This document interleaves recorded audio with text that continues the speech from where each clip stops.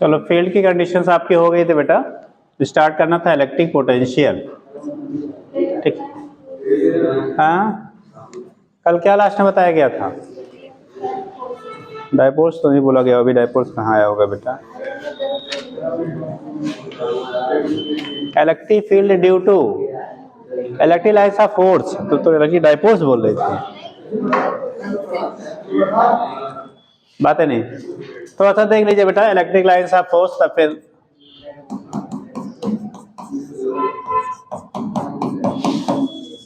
जब क्लास शुरू हो जाए तो बातें नहीं होनी चाहिए, ठीक?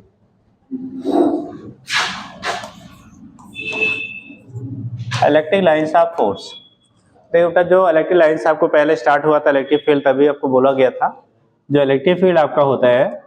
आपने दावत तो की, लेकिन ये सिचुएशन देख रहे हो जंगली का, ठीक? हाँ पार्टियां मनाया करिए, तो पार्टियों ऑर्गेनाइजर जो भी, अरे आप भी उसी में थे, कहाँ उन्हीं का दायित्व तो खाली थोड़ी है, ठीक? जो भी खाने आया नहीं खाया, लेकिन खाया सबने ना, तो ये आपकी रिस्पॉन्सिबिलिटी है भैया। हर चीज़ गवर्नमेंट के सहारे ही नहीं छोड़ दिया करिए कि सब कुछ सरकार ही करेगी या कराएगी, है ना? अब बताइए क्या सिचुएशन है, लाया यहाँ पटाखे फोड़ा, उसके बाद उड़ा के चल दिए साहब लोग, हाँ?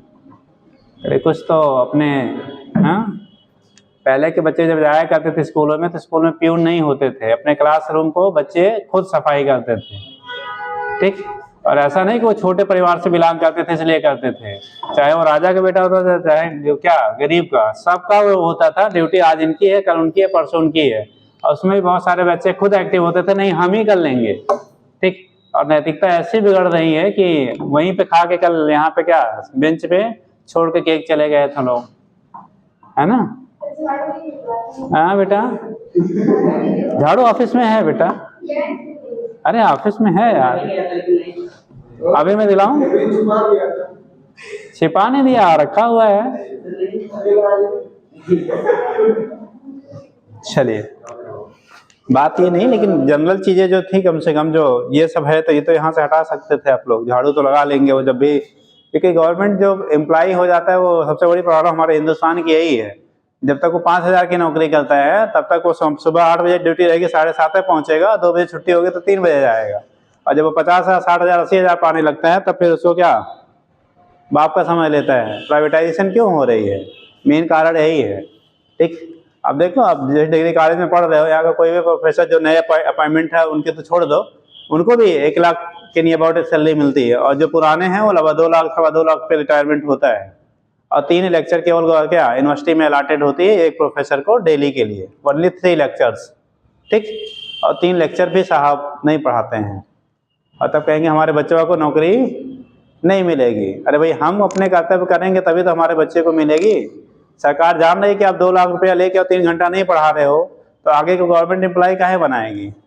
सब प्राइवेटाइजेशन क्यों हो रहा है? इसीलिए हो रहा है। प्राइवेट कंपनी में जाओ, कंपनियां देती है पैसा, गवर्नमेंट से कम नहीं, बहुत सारे आप पे है प्राइवेट, बहुत सारी देती है, लेकिन वो देती है तो उसका वसूली करती है। हमारे यहाँ जो देती है ना, उसका 1/4 भी लोग काम नहीं करना चाहते हैं। तो प्रॉब्लम ये है, जितनी हमारी ड्यूटी उतना निभा दिया करें लोग, तो शायद प्राइवेटाइजेशन की जरूरत ना पड़े। यहाँ पे भी 3 लोग झाड़ू लगाने के लिए हैं, देखिए कॉलेज की हालत है ये, ठीक? और जितने भी हैं किसी की सैलरी इस समय 60,000 से कम नहीं है, ठीक है? जितने हैं 60,000 से कम सैलरी नहीं है, और 60,000 में प्राइवेट वाले में 12 5 60 5 ठो आएंगे और सुबह से वो शाम तक लगाएंगे। क्यों गवर्नमेंट एम्प्लॉय करे लेगी भाई, ठीक? तो प्रॉब्लम कहीं ना कहीं हमारी कमियां होती है, जिसकी वजह से प्राइवेटाइजेशन हो रहा है, दूसरी की वजह से नहीं हो रहा है। बट वही हो, जिसको मिल गया तो सोचता तो हम हो गए, बाढ़ में जाए दुनिया। तो वो तो हो गए, लेकिन उनके बापजादे जो नवाबजादे नए जनरेशन आएगी वो फिर रोड पे रहेगी। पापा अगर 80,000 1 लाख पा रहा है, बेटा 12,000 में कैसे गुजारा करेगा? आप सोच लो इस महंगाई में, ठीक? तो यही सारी चीजें हैं, लेकिन अब क्या बोला जाए बेटा। इलेक्ट्रिक लाइन्स ऑफ फोर्स, देखो क्या होता है, एक पॉजिटिव चार्ज होता है, दूसरा क्या है नेगेटिव चार्ज। जब पॉजिटिवली चार्ज आपका होगा, कैसा होगा? जो पॉजिटिवली चार्ज आपके हैं, ठीक, आपने पढ़ा था स्टार्टिंग में, जो पॉजिटिव चार्ज हो गया अगर आइसोलेटेड चार्जेस है, lines of forces always radially outward होता है। कैसा होता है? रेडियली आउटवर्ड होता है। ठीक,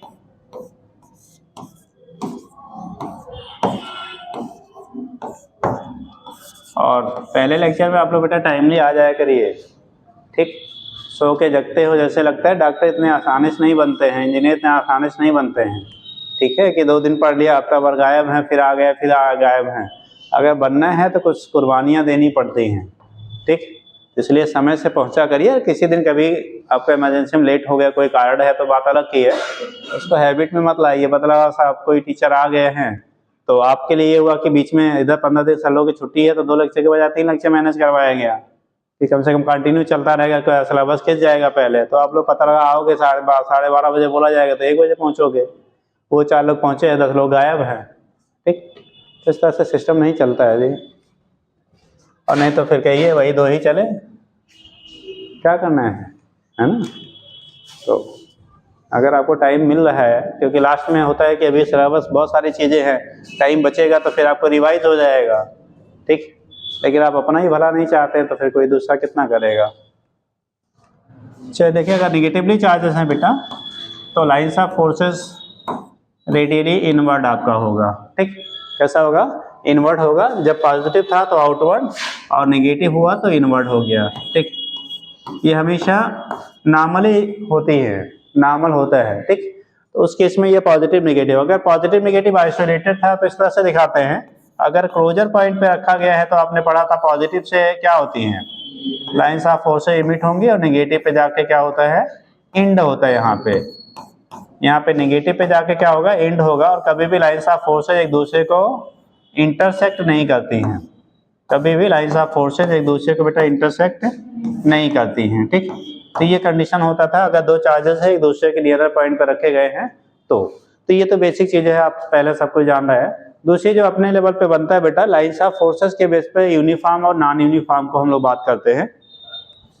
तो जो फील्ड आपका होता है, ठीक, अगर हमारा यूनिफॉर्म और जब नॉन यूनिफॉर्म बोलेंगे तो देखो कंडीशन क्या होता है, डिफरेंट हम केसेस बनाते हैं। एक आपका है, ठीक, जब बोलते हैं बेटा यूनिफॉर्म और नॉन यूनिफॉर्म की बात करते हैं, अगर लाइंस ऑफ फोर्सेस कैसे हैं, पैरेलल हैं। ठीक, कैसे हैं, पैरेलल हैं और उनके बीच का सेपरेशन सेम सेम है।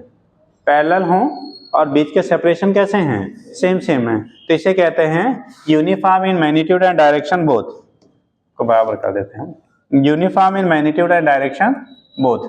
इस कंडीशन में अगर ये लाइंस ऑफ फोर्स के बीच की गैपिंग बराबर बराबर हो और कैसे है, एक दूसरे के पैरेलल ही हैं, ठीक, स्ट्रेट लाइन है, तो ये बोलेंगे हम लोग यूनिफॉर्म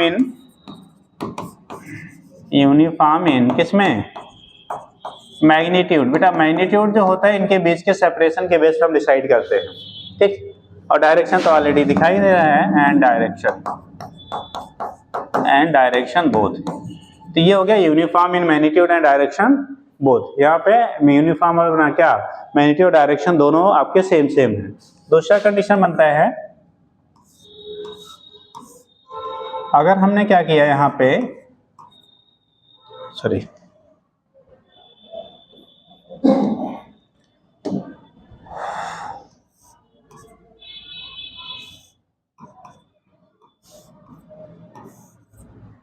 देखो डायरेक्शन कैसा दिख रहा है बेटा, डायरेक्शन क्या है आपका, सेम सेम है, लेकिन मैग्नीट्यूड क्या है, चेंज हो रहे हैं। मैग्नीट्यूड थोड़े हमारे चेंज हो रहे हैं। तो जब मैग्नीट्यूड चेंज होगा बेटा, मान लो थोड़ा सा सेपरेशन हमने बढ़ा दिया, उसके रिस्पेक्ट में थोड़ा और कर देते हैं। अब यहाँ पे देखो सेपरेशन क्या हो रहा है, हमारा चेंज हो रहा है। अगर सेपरेशन के बीच की चेंजेस हो रही हैं तो बोलेंगे non uniform in magnitude, non uniform in magnitude but uniform in क्या, डायरेक्शन। यानी मैग्नीट्यूड बदल रहा है लेकिन डायरेक्शन कैसा है, सेम सेम है। तो non uniform in magnitude, non uniform in magnitude, यानी कि मैग्नीट्यूड जो आपका है बेटा वो हमारा कैसा है, बदल रहा, चेंज हो रहा है, but uniform in direction, uniform in direction, uniform in direction. ठीक, अगला कंडीशन,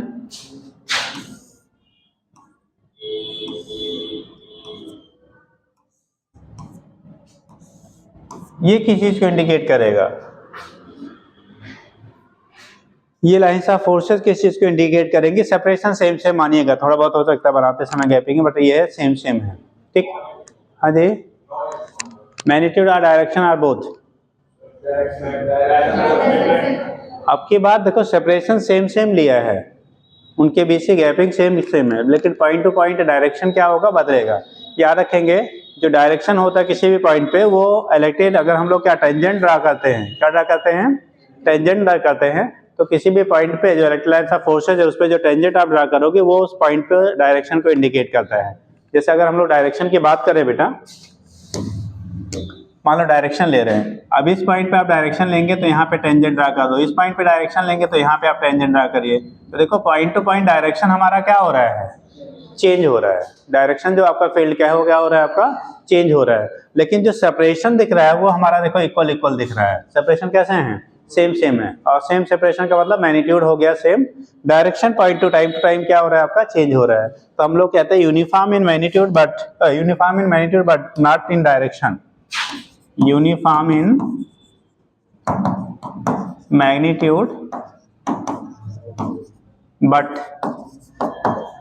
नॉट इन क्या, direction, but not in direction, in direction change होता है, या कह सकते हैं नॉन यूनिफॉर्म इन डायरेक्शन, ठीक। तो डायरेक्शन हमारा बदल रहा है लेकिन आपका मैग्नीट्यूड सेम सेम है।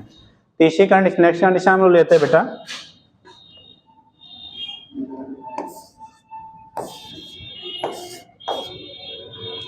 यहाँ पे सिचुएशन क्या है बेटा, आपके बार क्या है,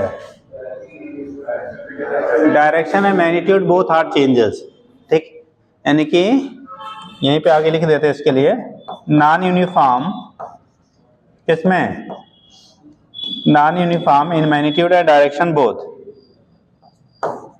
non uniform in magnitude and direction both, non uniform in magnitude and direction both, ठीक। तो कंडीशन क्या होता है आपका, ये नॉन यूनिफॉर्म क्या होगा, मैग्नीट्यूड एंड डायरेक्शन बोथ, ठीक। नॉन यूनिफॉर्म मैग्नीट्यूड भी होगा और डायरेक्शन भी होगा, तो दोनों अगर नॉन यूनिफॉर्म है, दोनों कैसे हैं, नॉन यूनिफॉर्म, टाइम के साथ दोनों की वैल्यू हमारी चेंज हो रही है। अब क्वेश्चन क्या होगा बेटा, ठीक है, कि अगर कोई भी चीजें हैं, अगर नॉन यूनिफॉर्म, जैसे आप पढ़ते हो कि वही चार्ज पार्टिकल का मोशन यूनिफॉर्म फील्ड में है, नॉन यूनिफॉर्म फील्ड में है, तो जब यूनिफॉर्म फील्ड में आपका होगा, अगर यूनिफॉर्म फील्ड आपकी है, तो इसका मतलब जो भी फोर्स लगेगा वो टोटल फील्ड के अंदर सेम सेम रहेगा। बट नॉन यूनिफॉर्म होगा तो फील्ड की क्या, फोर्स की वैल्यू चेंज होगी, और फोर्स चेंज होगा तो उसका एक्सेलरेशन क्या होगा, चेंज होगा, ठीक। और जब यूनिफॉर्म होगा तो एक्सेलरेशन आले ईच एंड एवरी पॉइंट पे क्या रहेगा, सेम सेम रहेगा, ठीक। तो वो चीजें आपकी होती है, एक्सीलरेटेड मोशन होगा, नॉन एक्सीलरेटेड होगा, यूनिफॉर्मली एक्सीलरेटेड होगा, नॉन यूनिफॉर्मली एक्सीलरेटेड होगा, तो डिफरेंट टाइप के क्वेश्चन डिजाइन होते हैं। दूसरा कंडीशन होता है कि यहाँ पे जैसे फील्ड आपको ली जा रही है, अब अगर किसी चार्ज पार्टिकल को पूछा जाए, मान लो हमने यहाँ पॉइंट कंसीडर कर लिया, क्या कर लिया, पॉइंट आप ले लिया, मान लो एक पॉइंट यहाँ ले लिया, दूसरा पॉइंट यहाँ लिया बेटा, तीसरा पॉइंट यहाँ पे लिया, चार्जेस क्यों रखे गए हैं, क्या रखा है बेटा, क्यू यहाँ पे भी है, क्यू यहाँ पे भी, क्यू यहाँ पे भी। अब इन पे कहा जाए ये लाइंस ऑफ फोर्सेज हैं, इलेक्ट्रिक लाइंस ऑफ फोर्सेज हैं, क्या है बेटा, ये इलेक्ट्रिक लाइंस ऑफ फोर्स आपको ये दिखाई गई हैं, ठीक। ये सारी की सारी क्या हैं, इलेक्ट्रिक लाइंस ऑफ फोर्सेज हैं। तो उस केस में अगर इलेक्ट्रिक लाइंस ऑफ फोर्सेज हम लोग रिप्रेजेंट कर रहे हैं, तो कंडीशन क्या होगा,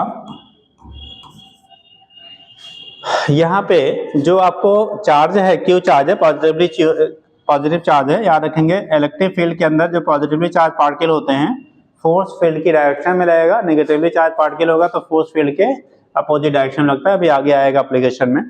तो इस केस में इन तीनों जगहों पे, ठीक, क्यू क्यू क्यू चार्जेस हैं, अगर पहले वाले पे लगने वाला फोर्स F1 है, दूसरे वाले पे लगने वाला फोर्स F2 है, तीसरे वाले पे लगने वाला फोर्स यहाँ पे कितना है, F3 है, तो F1, F2 और F3, ये F है बेटा, ये F है, ये जैसे दिख रहा है,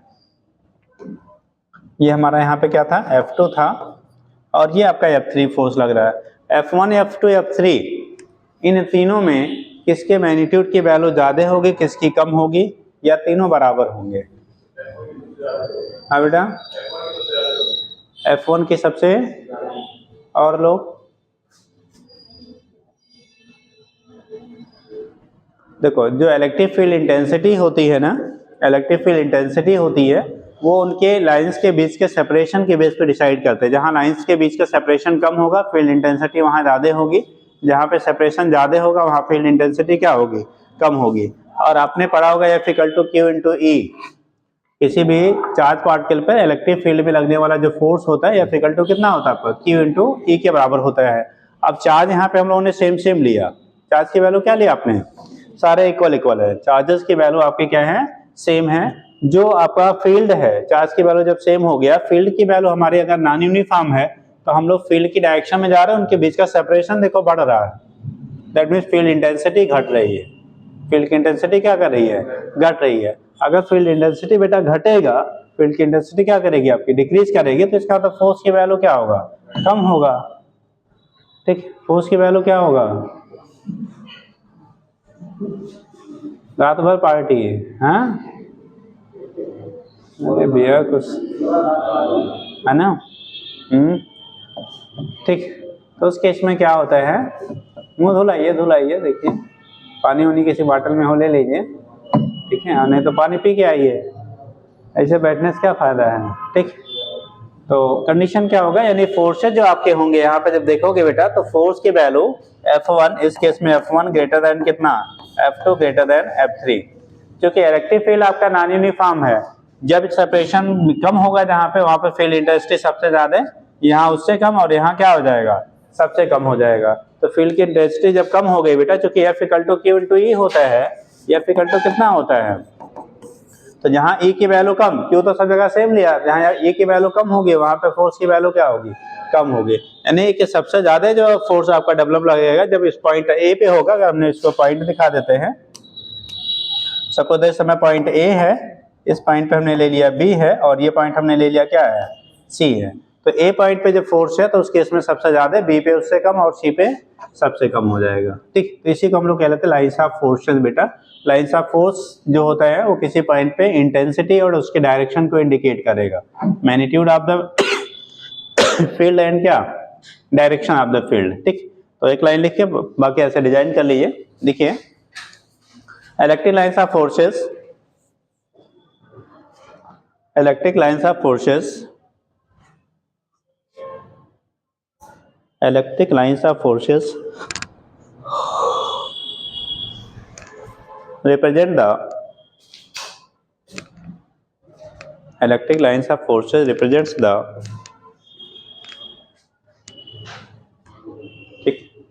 magnitude and direction of the electric field lines, magnitude या ब्रैकेट कर सकते हैं intensity, magnitude and direction of,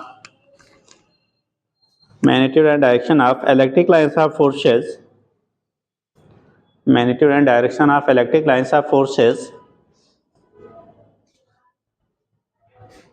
electric lines of forces।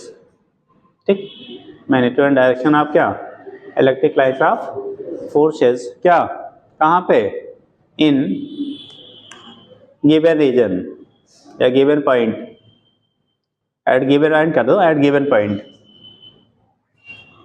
वैसे दिखा दीजिए पहले जानना।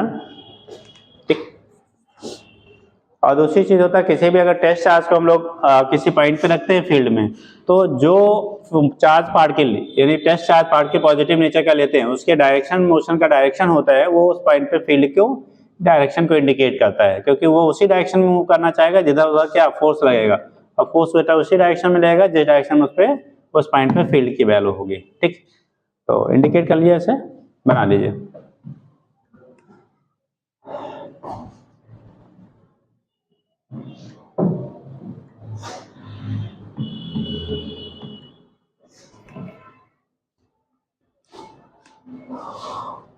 साइन सबका हो गया बेटा।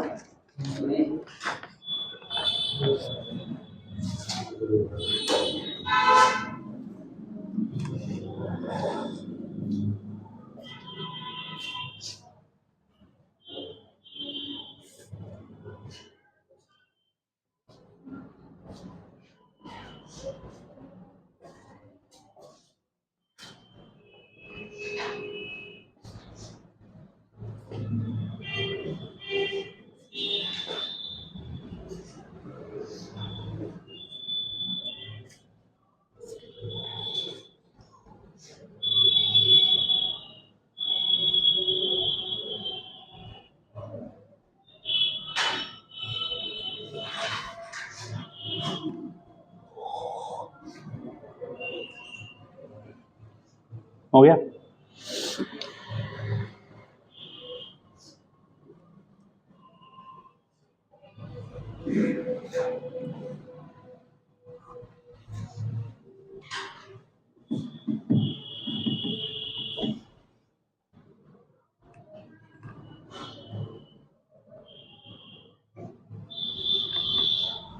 बढ़िया, चलो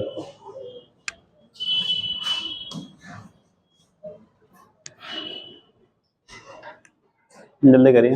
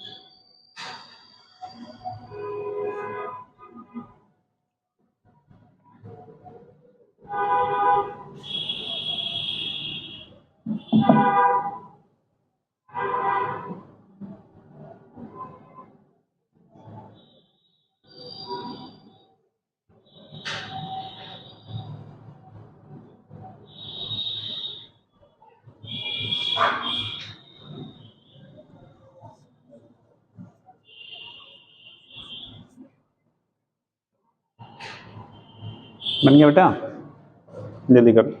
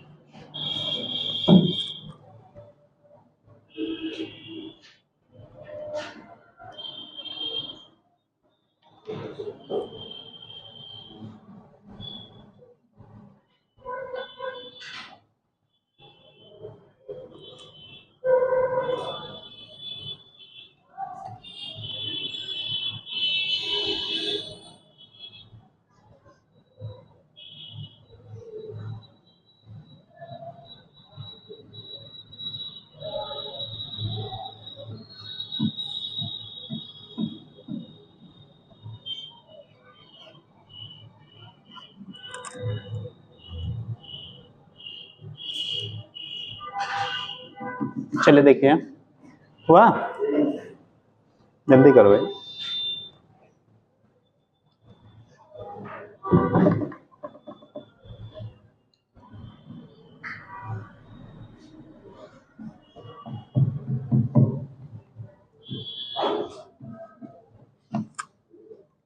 ये फोर्स की कंडीशन तो आगे बताया जाए, खाली आप लाइन ऑफ फोर्स लिख लो, ये भी आगे डिस्कशन पे किया जाएगा फोर्स वगैरह का। बस फिर लिखना चाहे तो यहाँ लिख लीजिए। अब एक बना लिए क्वेश्चन ही ये है, ठीक, लेकिन जल्दी करिए।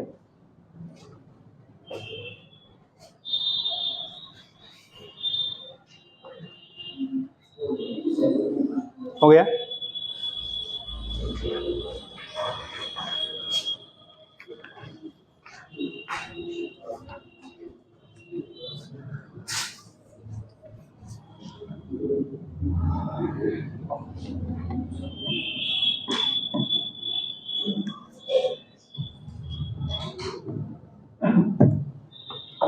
हम लोग चीज़ों को सिंसियरली लिया करिए बेटा, लाइफ ऐसे टाइम गुजर जाता है। आप कितने लोग हो प्रेजेंट टाइम में, ठीक। आज के डेट की, आज के लेक्चर का तीनों मिला के पर हेड गवर्नमेंट 400 रुपये केवल टीचर पेमेंट देती है। एक पर्सन पे 400 रुपये खर्च कर रही है गवर्नमेंट आपको, क्या जो हम लोग को पेमेंट देती है। आज के 3 लेक्चर होंगे, 6000 गवर्नमेंट देगी, ठीक। 2000 मतलब क्या, 6000 इतने लोगों पे हैं, ठीक। तो आपको लगता है हम फ्री में पढ़ रहे हैं ना, आप फ्री में नहीं पढ़ रहे हो, ये तो केवल टीचर पेमेंट है।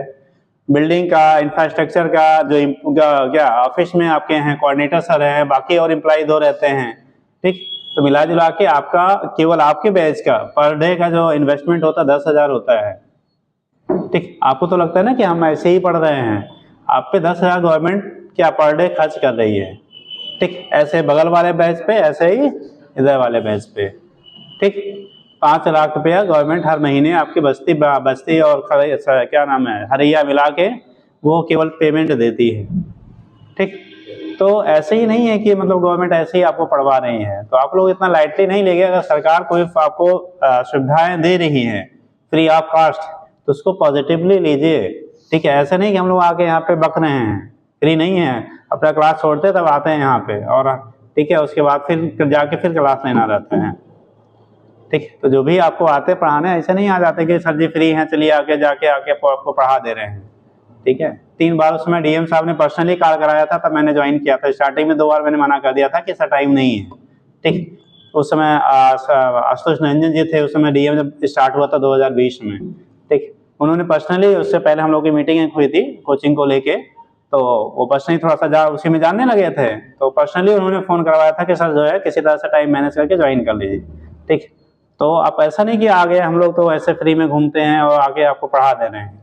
गवर्नमेंट पैसे देती है प्लस आप लोग उसका पॉजिटिवली यूज़ करिए, उसको खिलवाड़ नहीं समझिए जब मर्जी आ गए जब मर्जी गायब हो गए। ठीक है, तो हमारे यहाँ गवर्नमेंट सेक्टर क्यों फेल हो रही है, इसीलिए हो रही है। उसमें आप प्राइमरी में क्या पढ़ाने वाला टीचर अयोग्य है, 100 दिन पहले अयोग्य है क्या? आपके कॉन्वेंट स्कूलों से लाख गुना बेहतर टीचर वहाँ होता है, लेकिन उसमें खाली टीचर की गलती नहीं है, वो वहाँ की मेंटेलिटी की गलती है। कौन भेजता अपने आज के आपके बच्चे को जिसको पढ़ाई से कोई मतलब नहीं।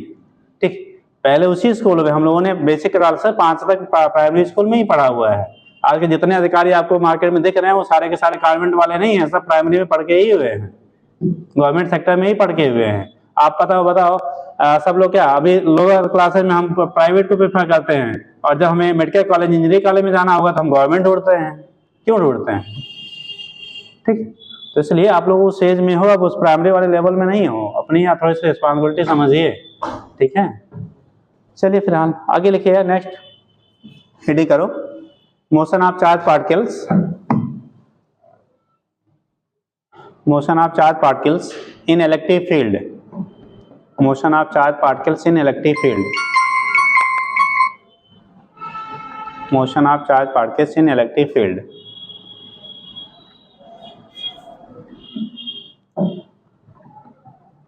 Motion of charge particles in electric field.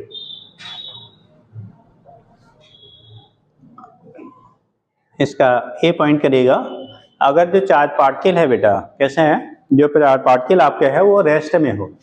ठीक, ए पॉइंट करिए, इफ इनिशियली, फर्स्ट कंडीशन बनाओ, if initially charge particle will be in rest, if initially charge particle will be in rest, initially charge particle will be in rest. ठीक, initial charge particle कैसा हो बेटा, rest में हो। ठीक, charge particle is in rest and placed in uniform electric field, and placed in uniform electric field, uniform electric field मतलब कोई charge particle है बेटा, वो इनिशियली रेस्ट में है, यूनिफॉर्म इलेक्ट्रिक फील्ड में रखा गया है। कहाँ पे रखा गया? Uniform electric field. यूनिफॉर्म का मतलब कौन वाला? यहाँ यूनिफॉर्म बोलेगा मतलब मैग्नीट्यूड एंड डायरेक्शन बोथ लेंगे।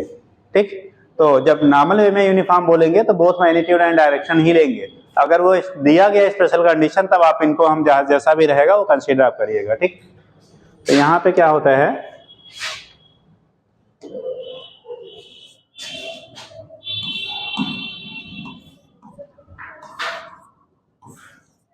मान लो यूनिफॉर्म इलेक्ट्रिक फील्ड है बेटा, क्या है? यूनिफॉर्म इलेक्ट्रिक फील्ड है। तो यहाँ पे जब आप दिखाओगे ना चार्ज पार्टिकल आपका है, ठीक, कैसा है? चार्ज पार्टिकल है। देखो मान लो ये पॉइंट ए था बेटा, ये पॉइंट बी है, यहाँ पे चार्ज कोई प्लस क्यू रखा गया, क्या है? प्लस क्यू है। इलेक्ट्रिक फील्ड इंटेंसिटी आपकी ई है, इलेक्ट्रिक फील्ड इंटेंसिटी क्या है आपका? ई है। अब इसकी वजह से इस पे फोर्स आपका लगेगा कितना? एफ। तो पूछा जाता है बेटा जो फोर्स आपका होगा, फोर्स की वैल्यू क्या होगी? फोर्स निकालना होगा आपको उसकी वजह से, जब अगर कोई भी चार्ज पार्टिकल है, क्या ऐसा मासलेस चार्ज पार्टिकल पॉसिबल है क्या? कोई ऐसा चार्ज पार्टिकल एग्जिस्ट कर सकता है जिसका मास ना हो? कोई भी ऐसा नेचर में एग्जिस्ट नहीं करता जो मासलेस हो। मासलेस यानी स्मॉलर ग्रेटर कुछ भी हो सकता है, बट कोई भी ऐसा नहीं होगा जो मासलेस है। तो इसका जो चार्ज पार्टिकल है कुछ ना कुछ पर्टिकुलर बेटा मास भी होगा। तो सपोज दैट इसका मास हमने क्या ले लिया, m ले लिया। मास m है, इलेक्ट्रिक फील्ड इंटेंसिटी E है, जो फोर्स इस पे लग रहा है, तो फोर्स अगर आप निकालोगे acting on charge particle, initially कैसा था, ये रेस्ट में था। ध्यान रखेंगे इनिशियली कैसा है, ये रेस्ट में चार्ज पार्टिकल आपको रखा गया था, ठीक है। फील्ड आपको ये है और आपका जो चार्ज है वो Q है, ठीक। तो force acting on charge particle पे जो फोर्स आपका एक्ट करेगा, तो F इक्वल टू होता है Q इंटू E। F की वैल्यू कितना होगा बेटा, Q इंटू E। अगर डायरेक्शन आप इंडिकेट करेंगे वेक्टर फॉर्म में, तो जो पॉजिटिव चार्ज है तो फोर्स फील्ड की डायरेक्शन में ही लगेगा, अगर नेगेटिवली चार्ज होगा तो फोर्स फील्ड के अपोजिट डायरेक्शन में काम करेगा। अब अगर मास हमने यहाँ पे m कंसीडर किया, तो एक्सीलरेशन ऑफ चार्ज पार्टिकल कितना हो जाएगा बेटा, एक्सीलरेशन ऑफ चार्ज पार्टिकल पे आपका एक्सीलरेशन की वैल्यू होगी a इक्वल टू होता है कितना, F बाई m। F की वैल्यू है बेटा QE, तो QE बाई क्या हो जाएगा m, यानी एक्सीलरेशन आपका हो गया QE बाई m के बराबर होगा। वेक्टर फॉर्म में लिखना चाहेंगे तो ये वेक्टर फॉर्म अगर लगाएंगे तो समथिंग दिस, ठीक। और वैसे अगर मैग्नीट्यूड के टर्म में लिखना चाहते हैं तो F इक्वल टू होगा QE बाई m। ये हो गया हमारा बेटा एक्सीलरेशन की वैल्यू, क्या हो गया, एक्सीलरेशन। दूसरी चीजें होती हैं कि अब वेलोसिटी अगर पूछा जाए, क्या पूछा जाए, वेलोसिटी पूछा जाए। मान लो t टाइम के बाद उसकी वेलोसिटी क्या होगी। इनिशियली तो रेस्ट में था, इनिशियली हम लोगों ने क्या लिया, इसको u की जो वैल्यू आपने लिया था ये 0 था। मान लो यहाँ पहुंचने पे इसकी वेलोसिटी v हो गई। सपोज दैट यहाँ पहुंचने पे वेलोसिटी कितनी हो जा रही, v। तो अगर v वेलोसिटी t टाइम के बाद है या s डिस्प्लेसमेंट चलने के बाद है, मान लो डिस्प्लेसमेंट के टाइम में भी हम निकाल सकते हैं और टाइम के टाइम में भी निकाल सकते हैं। अगर a से b के बीच की डिस्टेंस s है, तो s डिस्टेंस चलने के बाद क्या आपको वेलोसिटी यहाँ मिलेगी। मान लो यहाँ से यहाँ तक की डिस्टेंस हमारी s दिया गया है। इलेक्ट्रिक फील्ड के अंदर जो डिस्प्लेसमेंट आपका है, जो मूवमेंट उसका हो रहा है, वो अगर s है तो उस केस में s डिस्टेंस मान लो t टाइम में यहाँ से ये t इक्वल टू 0 होगा और ये t इक्वल टू मान लो हमने t ले लिया, ठीक। t टाइम पे उसकी वेलोसिटी कितनी हो जाएगी, तो आपने फार्मूला पढ़ा v equal to u plus at। v equal to क्या पढ़ा आपने बेटा, v equal to u plus at होता है ना, फर्स्ट इक्वेशन आपने पढ़ा है सबने। तो u की वैल्यू क्या है, इनिशियली जो चार्ज पार्टिकल था वो कैसा था, रेस्ट में था, तो u की वैल्यू 0 हो गया। a की वैल्यू हमने कितना निकाला, QE बाई m बेटा, QE बाई m इंटू कितना t। तो वेलोसिटी जो मिल गया t टाइम पे, इसकी वैल्यू हो गया QE by m into t के बराबर हो गया। तो वेलोसिटी अगर टाइम दिया गया है तो इसके बेस पे आप निकाल लेना, और अगर आपको डिस्प्लेसमेंट दिया गया है, ठीक, तो v square equal to u square plus 2as का यूज करके आप निकाल लीजिए। फिर डिस्प्लेसमेंट हमें निकालना होता है, वो गिवन नहीं होता है, तो डिस्प्लेसमेंट आपको फाइंड करना होगा। और अगर आपको पहले से डिस्प्लेसमेंट दिया है, टाइम नहीं दिया है, उसके बेस पे करना होगा, तो थर्ड इक्वेशन आप यूज कर लीजिएगा, वहां से मिल जाएगा, ठीक। दूसरे केस, ये तो हो गया एक्सीलरेशन हो गया, फोर्स हो गया, टाइम हो गया, ठीक है, वेलोसिटी हो गई। अब अगर डिस्प्लेसमेंट की वैल्यू निकालनी है, किसकी वैल्यू निकालनी है, डिस्प्लेसमेंट निकालना है, तो एस इक्वल टू आपने पढ़ा क्या, s equal to u t plus half a t square, पढ़ा ना सेकंड क्वेश्चन।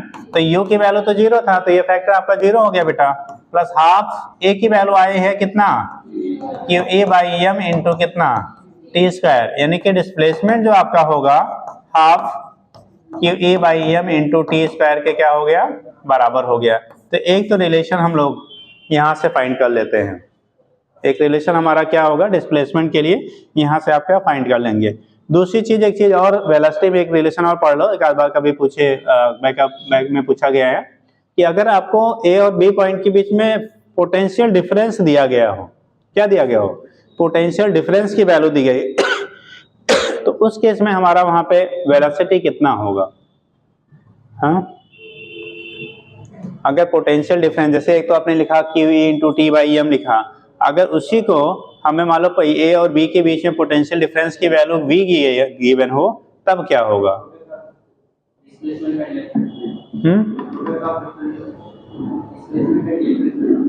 डिस्प्लेसमेंट इंटू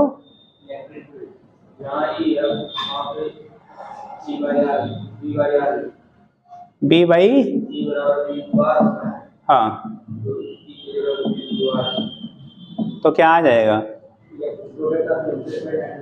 नहीं, अगर हमें निकालना हो पोटेंशियल डिफरेंस के टर्म में, जरा इक्वेट करके रिलेशन बताइए क्या आएगा। अगर मान लो ए और बी के बीच में पोटेंशियल डिफरेंस की वैल्यू डेल्टा वी है, कितना है, डेल्टा वी है, तो उस कंडीशन में आपको टाइम नहीं दिया गया है, टाइम आपको नोन नहीं है, पोटेंशियल डिफरेंस दिया गया है, तो आपको जो वेलोसिटी होगी बी पॉइंट पे वो कितनी होगी, फाइंड करिए जरा, ग्राफ पे निकाल के दिखाइए। अगर आपको पोटेंशियल डिफरेंस की वैल्यू बेटा ए और बी के बीच में आपको कितना दिया गया, डेल्टा वी दिया गया, potential difference between a and b, तो उस केस में अगर हम पोटेंशियल डिफरेंस के टर्म में आपको वेलोसिटी निकालना हो, ठीक है, कितने बी पॉइंट पे, तो वेलोसिटी की वैल्यू बी पॉइंट पे क्या मिलेगा, मास m है, चार्ज q है, r आएगा क्या?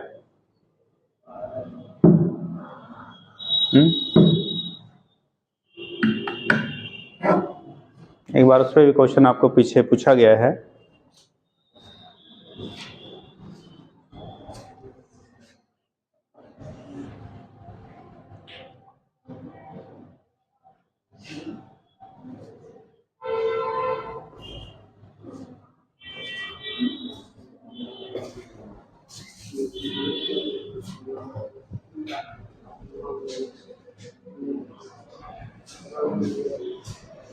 बताएंगे?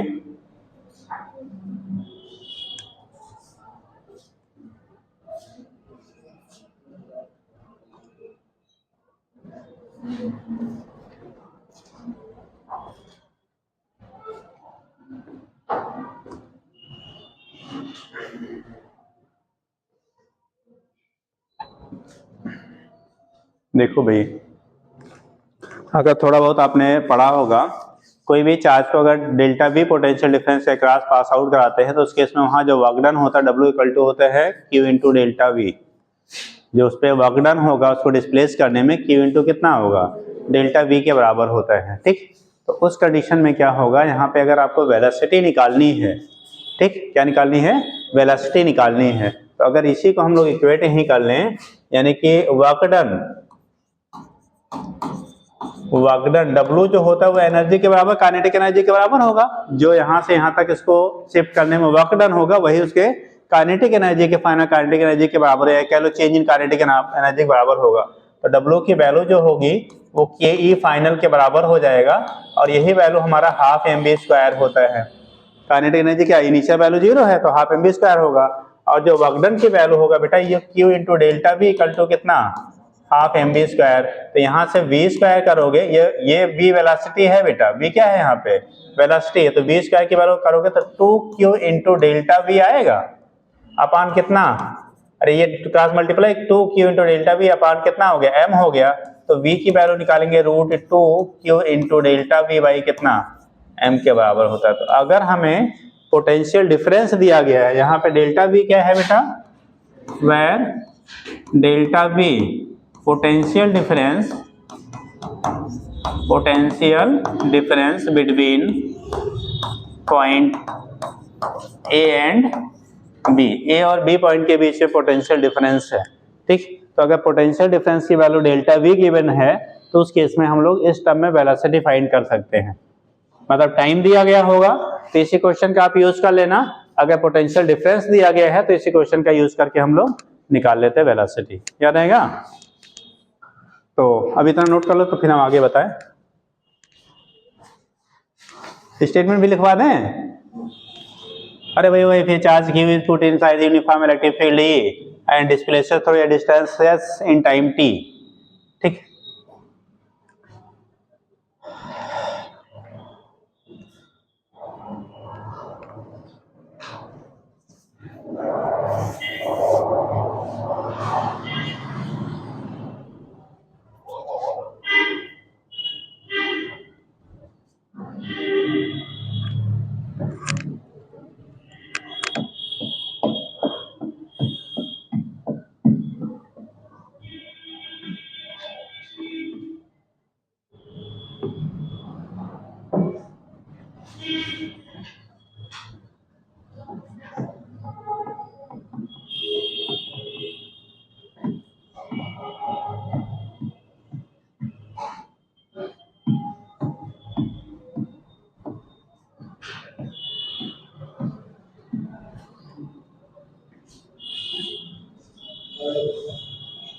हो गया।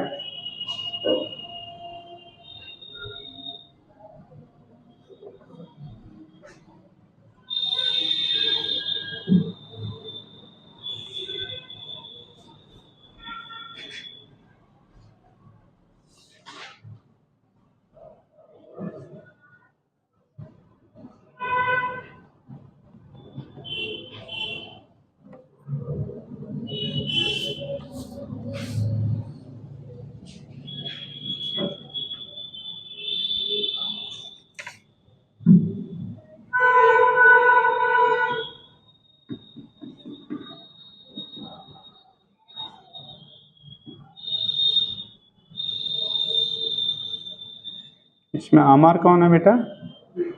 आप हो? रेड पेन से साइन नहीं करते बेटा। ब्लू नहीं था? एको नहीं ब्लू है? हाँ,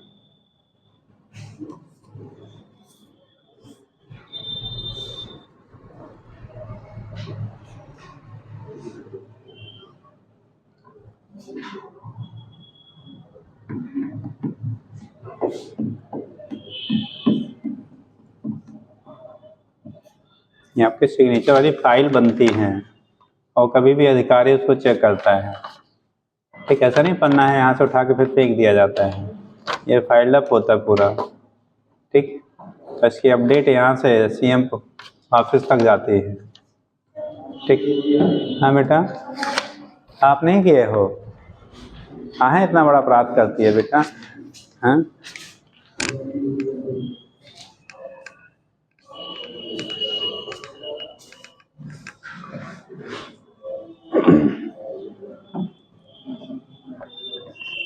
आप लोग अपने आप को ऐसा आयरा गहरा नहीं समझा करिए। माननीय मुख्यमंत्री जी के मेन चहेतों में आप लोग का वो है प्रोजेक्ट, है ना, बट कहीं ना कहीं, हाँ ठीक, बताओ, कॉलेजेस बंद हो जाते हैं नियम के अनुसार तब भी आपका चलना चाहिए, और जनरली चलता भी है। अब यूनिवर्सिटी देखो कितने दिन के लिए बंद चल रही है, चलेगी ना, एग्जाम के बाद बंद हो जाएगी। ठीक, फिर भी आपका चलेगा। बहुत सारी केस होते हैं, उसके बावजूद भी कभी कभी इमरजेंसी में बंद करना पड़ता है जब यहाँ कोई खोलने वाला नहीं रहता है। ठीक है,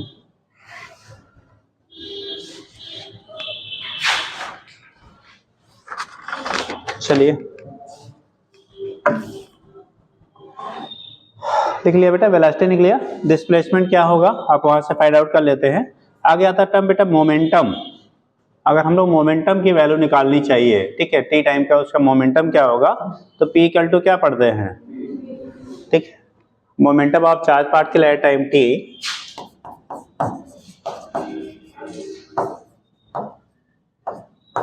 momentum of at time t, t time के बाद उसका क्या होगा, मोमेंटम क्या होगा। ठीक, तो उस केस में momentum of charge particle at a time T, तो यहां से जब हम लोग लिखाएंगे बेटा पी इक्वल टू कितना होता है, एम इंटू वी। वेलोसिटी के लिए हमने टाइम के टर्म में एक रिलेशन लिखा था दिस, और एक लिखा था क्या, पोटेंशियल डिफरेंस के टर्म में। ठीक, तो अगर हम लोग लिखेंगे बेटा इसके टाइम के टर्म वाला लिखेंगे तो m इंटू वी की वैल्यू है बेटा Q E into t by कितना, यम। तो यहाँ से देखो यम यम कैंसिल होगा, ठीक, यम यम क्या होगा, कैंसिल होगा, तो बच्चा क्यू ई इंटू कितना टी, एक रिलेशन ये बन गया बेटा। दूसरा आपको ये तो अगले लाइन से इसको लिख लेते हैं, दूसरा वाला भी लिख लें, यही हमने लिखा था दूसरा, इसके वेलोसिटी के टर्म में लेंगे, इसके टर्म में लेंगे पोटेंशियल डिफरेंस, तो m इंटू पोटेंशियल डिफरेंस है root q into delta v, 2q into delta v by m.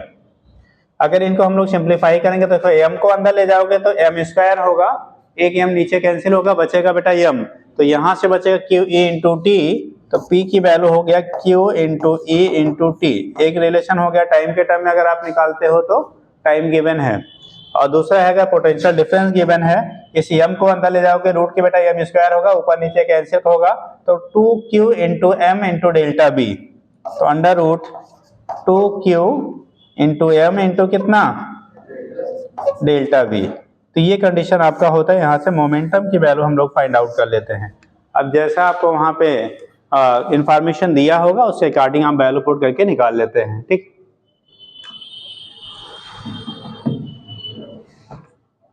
हो जाएगा।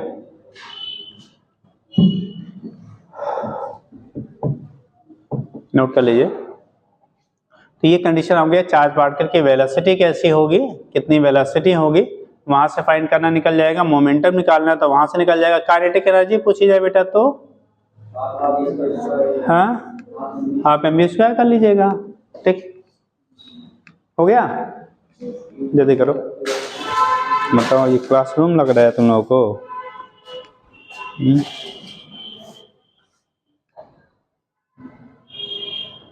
लिखिए। ओके बेटा, नीचे लिखिए kinetic energy of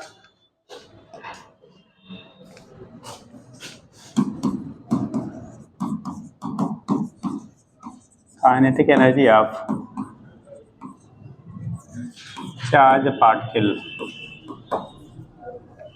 eight a time t,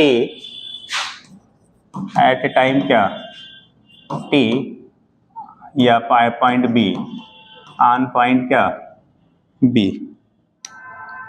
eight time t point के टर्म मिलेंगे एट पॉइंट b, कहाँ पे b पॉइंट पे। ठीक, तो उस केस में अगर हम लोग काइनेटिक एनर्जी निकालेंगे तो बेटा काइनेटिक एनर्जी होता है हाफ mv²। कितना होता है हाफ mv²। देखो v की वैल्यू हम लोगों ने दो रिलेशन आपको पढ़ा, v के लिए क्या पढ़ा आपने, दो रिलेशन पढ़ा। एक तो q इंटू टी भाई आपने m पढ़ा था, उसके टर्म में लिख लीजिए। ठीक है, तो वहां से आप निकाल सकते हो, या पोटेंशियल डिफरेंस के टर्म में है तो वहां से आप निकाल सकते हैं। तो एक हमने क्या पढ़ा था बेटा हाफ m, b की वैल्यू क्या पढ़ा QE इंटू टी बाई कितना m का होल स्क्वायर होगा। देखो एक m कैंसिल हो जाएगा, एक बचा रह जाएगा आपका, तो बचेगा कितना बेटा, ये हो गया half Q² into T² by m। ये तो हो गया हमारा टाइम और फील्ड के टर्म में आपने निकाला। दूसरा जब हम लोगों ने निकाला था किसके टर्म में, पोटेंशियल डिफरेंस के टर्म में, तो पोटेंशियल डिफरेंस वहां भी half m into v², v की जगह पे वहां पे root q into delta v by m था, v 2q into delta v by क्या था m था। तो वहां पे जब वैल्यू पुट करोगे स्क्वायर करोगे तो रूट हट जाएगा, तो बचेगा 2q डेल्टा v बाई क्या हो जाएगा m हो जाएगा। तो उसके टर्म में लिखेंगे तो ये इक्वल टू हो जाएगा हाफ m इंटू इसकी वैल्यू थी कितना रूट 2q, रूट था बेटा 2q into delta b by कितना था m, होल स्क्वायर करोगे, क्या करेंगे आप होल स्क्वायर करेंगे, जब होल स्क्वायर करेंगे तो वैल्यू कितनी आ जाएगी, ये half m 2q into delta b by m, तो m क्या m का स्क्वायर रूट का स्क्वायर करेंगे तो m क्या हो जाएगा कैंसिल आउट, तो बचेगा फाइनली कितना q इंटू डेल्टा बी। ठीक, तो ये वैल्यू हो जाएगा, देखो 2 कैंसिल हो जाएगा, m कैंसिल हो जाएगा, q इंटू डेल्टा बी। तो एक रिलेशन हमारा ये हो गया। तो हमारे पास दो रिलेशन हो गए q डेल्टा बी के टर्म में, और दूसरा यही हम साथ में लिख रहे हैं half Q² into E² by into t by कितना m। तो दो रिलेशंस हमारे काइनेटिक एनर्जी के फॉर्म में हो गया। एक डेल्टा बी है पोटेंशियल डिफरेंस, पीछे लिखा हुआ था फिलहाल डेल्टा बी क्या है बेटा पोटेंशियल डिफरेंस है बेटा, पोटेंशियल डिफरेंस है ये और बी पॉइंट के, तो अब उसके बेस पे अगर आप दिखाएंगे तो यहाँ से आप फाइंड आउट कर लेते हैं बेटा। ठीक, वर्क डन आपको पहले ही बता दिया, जो काइनेटिक एनर्जी होगा जब स्टार्ट करें तो वहीं पे पीछे वाले टर्म में ही हमने वर्क डन आपको बता दिया, तो वही आपका Q इंटू डेल्टा V जो है वर्क डन के बराबर होता है। ठीक, अब इस पे एक क्वेश्चन पूछा गया था बेटा, अच्छा पहले आप पॉइंट लिख लीजिए तब फिर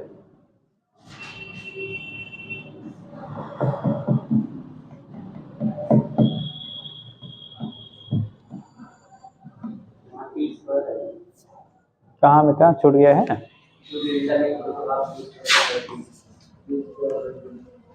कहीं तो छूटा है क्या, नहीं। ठीक, तो Q² इंटू T² अपान क्या हो गया m के बराबर हो गया। नोट कर लिया। अब कंडीशन क्या होता है, अगर मान लो इनिशियल और फाइनल पॉइंट जैसे कहा गया, यहाँ से हमने दिखा दिया इतना, अगर इसे के क्वेश्चन रिलेट कर लो, अगर इनिशियल और फाइनल पॉइंट जाने का रूट हमारे पास अलग अलग है, पॉइंट A है ये पॉइंट B है, हमने क्या ले लिया, एक रूट ऐसे ले लिया, दूसरा रूट ऐसे ले लिया, और तीसरा रूट हमने ऐसे ले लिया। ये फर्स्ट रूट है, ये सेकंड है, थर्ड है, फोर्थ है। First, second, third, fourth, 4 root है बेटा। ए और बी पॉइंट, ए से बी हम मूव कर रहे हैं, सभी रूट के थ्रू ए टू बी आप मूव कर रहे हो। पूछा गया है किसी चार्ज क्यू को ए से बी तक शिफ्ट करना है, कितने को? क्यू चार्ज को ए से बी तक शिफ्ट करना है। ए बी के बीच में बोला गया है आपका, ये आपको अलग अलग रूट दिए गए, फर्स्ट, सेकेंड, थर्ड, फोर्थ, ठीक।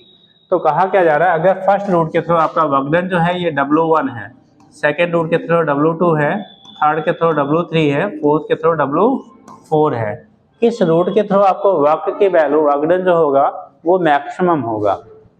Through which route work done will be maximum? हाँ जी, इनमें से किस रूट के थ्रू वर्कडन की वैल्यू मैक्सिमम होगी? किस रूट के थ्रू वर्कडन मैक्सिमम होगा? आप 4 रूट दिख रहे हैं, इनमें से किस रूट के थ्रू वर्कडन मैक्सिमम होगा? चार्ज क्यू को हमें ए से बी तक आपको शिफ्ट कराना है, ए टू बी शिफ्ट करना है। सेम वाले हाथ उठाओ। सेम रहेगा? क्यों सेम रहेगा सर?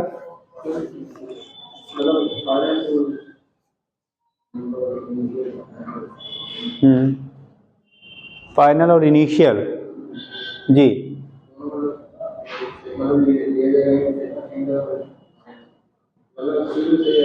ये थोड़ा नीचे कर लीजिए, इतनी भी ठंडी नहीं है यार। हाँ बोलो। तो क्या जाएगी?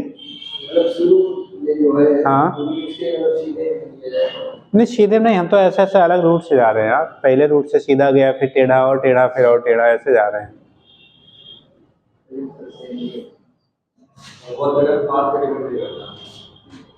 कब? अंडर कंजर्वेटिव फोर्सेज या नॉन कंजर्वेटिव फोर्सेज? हाँ, ये कंजर्वेटिव है या नॉन कंजर्वेटिव है? कौन सा टाइप का फोर्स रहेगा इसमें?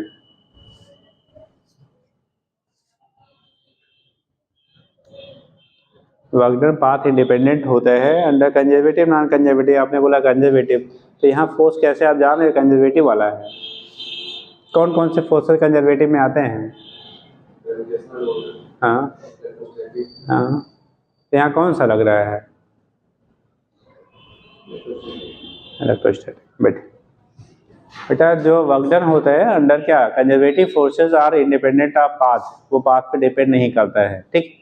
अब दूसरी चीज यहाँ पे जो कि इनिशियल और फाइनल पोजीशन दोनों केसेस में सेम है, तो उनके बीच पोटेंशियल डिफरेंस सेम रहेगा। अब पोटेंशियल डिफरेंस जब सेम होगा तो W equal to q delta V है, तो डेल्टा V सभी रूट के लिए क्या हो गया, सेम हो गया। और जब डेल्टा V सेम है तो वर्कडन की वैल्यू भी क्या रहेगी आपकी, सेम रहेगी, ठीक। तो यहाँ जो होता है दोनों तरह से हम दिखा सकते हैं, कंजर्वेटिव फोर्स के बेस पर भी, पोटेंशियल डिफरेंस के बेस पर भी।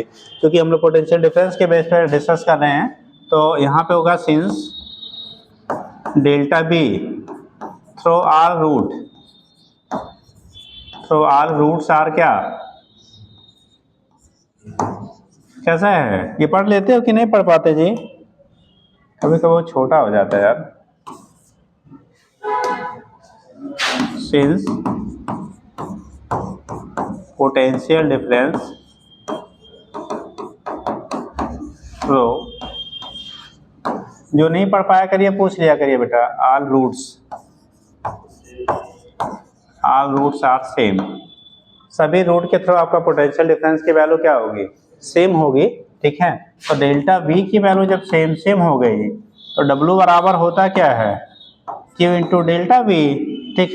Since W equal to Q into delta V, so W1 equal to W2 यही लिखना, and delta V1, delta V1, delta V2, delta V3 and delta V4 equal to delta V है। तो so W1 equal to W2 equal to W3 equal to कितना हो जाएगा, W4 equal to W हो जाएगा। यानी सभी रूट के थ्रू वर्कडन की वैल्यू जो आएगी वो सेम मिलेगी, ठीक। अगर डिफरेंट रूट के through a point A to B point आप जा रहे हो तो वर्कडन की वैल्यू सभी रूट के थ्रू बेटा क्या हो जाएगी, इक्वल हो जाएगी, सेम हो जाएगा, ठीक है।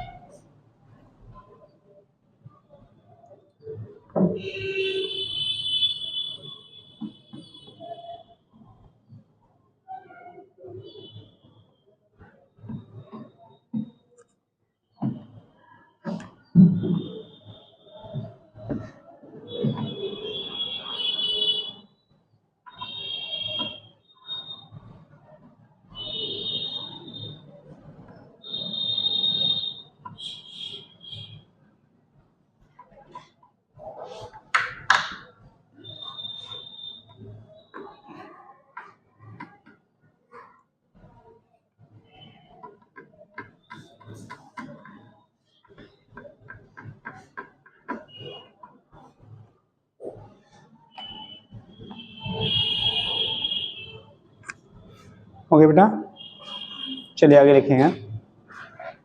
ये तो तब था बेटा चार्ज पार्टिकल जब यूनिफॉर्म फील्ड में मूव कर रहा था तब की सिचुएशन थी। नेक्स्ट लिखेंगे, देखिएगा, when charge part second condition बनेगा, पहला कंडीशन था व्हेन क्या charge particle moving in uniform electric field.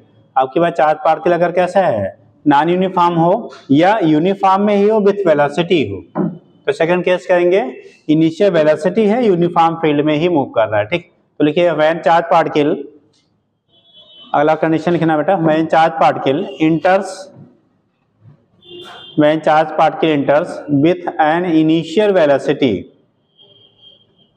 with an initial velocity at right angle to uniform, at right angle to uniform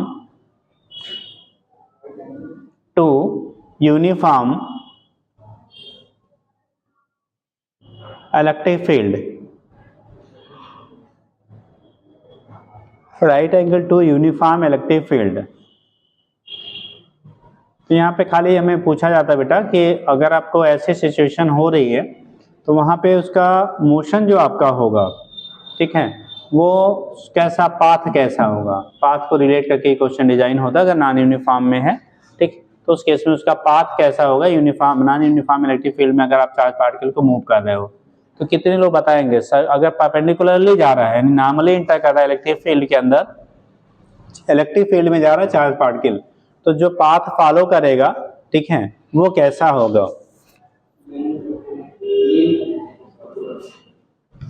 जी, एक लोग का आंसर आया लीनियर, एक लोग का आया सर्कुलर, और बाकी लोग भैया, बाकी लोग का क्या रिलेशन होगा?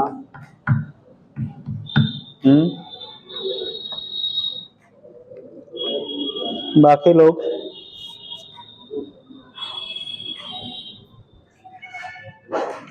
बताओगे भैया, सर्कुलर होगा, लीनियर होगा, या मोशन ही नहीं होगा?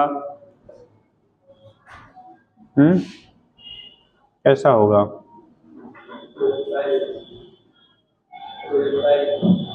प्रोजेक्टाइल होगा, मतलब पैराबोलिक। कितने लोग पैराबोलिक बोल रहे हैं? पैराबोलिक बोल रहे हैं। याद रखेंगे बेटा, जब हम लोग याद रखना, दोनों जगह यूज में आता है। मैग्नेटिक फील्ड में जब चार्ज पार्टिकल इंटर करता है परपेंडिकुलर टू द फील्ड, उस केस में पाथ सर्कुलर होता है, ठीक। जब मैग्नेटिक फील्ड में चार्ज पार्टिकल पॉजिटिव क्या इंटर करेगा परपेंडिकुलर टू द फील्ड, तो उस कंडीशन में उसका पाथ जो होगा फील्ड के अंदर वो सर्कुलर होता है। जब इलेक्ट्रिक फील्ड में फील्ड के परपेंडिकुलरली इंटर करता है तो उस केस में आपका जो पाथ होता है वो पैराबोलिक होता है। कैसा होता है? पैराबोलिक होता है, ठीक।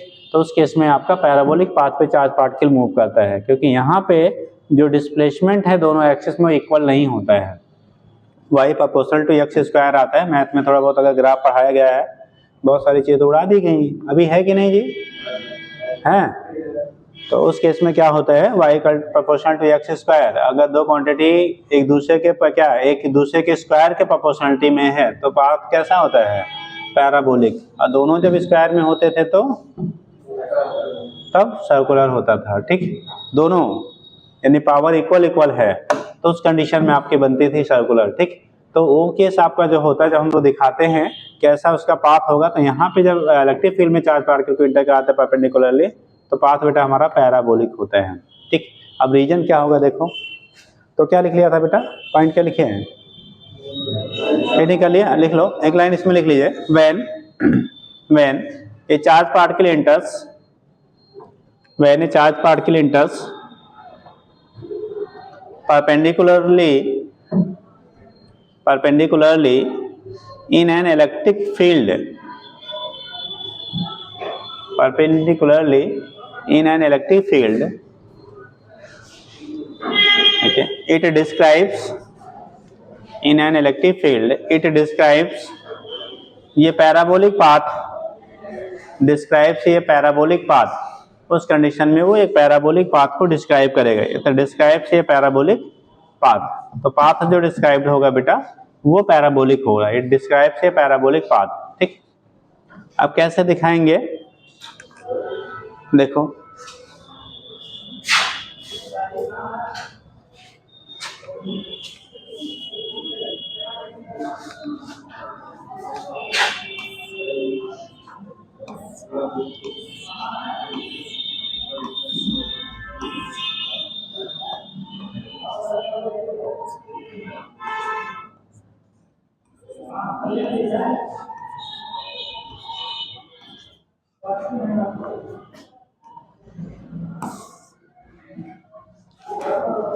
देखो बेटा, ये फील्ड, इलेक्ट्रिक फील्ड आपको दिखाया जा रहा है इस टाइप, ठीक। कोई चार्ज पार्टिकल है, वो फील्ड के अंदर आपका एंटर कर रहा है। क्या कर रहा है बेटा? फील्ड के अंदर आपका एंटर कर रहा है, ठीक है। फील्ड के परपेंडिकुलरली, क्या? फील्ड के परपेंडिकुलरली एंटर कर रहा है। जैसे मान लो चार्ज पार्टिकल यहाँ एंटर किया, ये एंटर किया, इस समय इसकी वेलोसिटी सपोज दैट इस डायरेक्शन में v है। जैसे ही चार्ज पार्टिकल, इस पे चार्ज आपका प्लस q है, एंटर करेगा, इस पे फोर्स q इंटू e इस डायरेक्शन में लगना स्टार्ट हो जाएगा। फील्ड कितना लगेगा? फोर्स कितना लगेगा?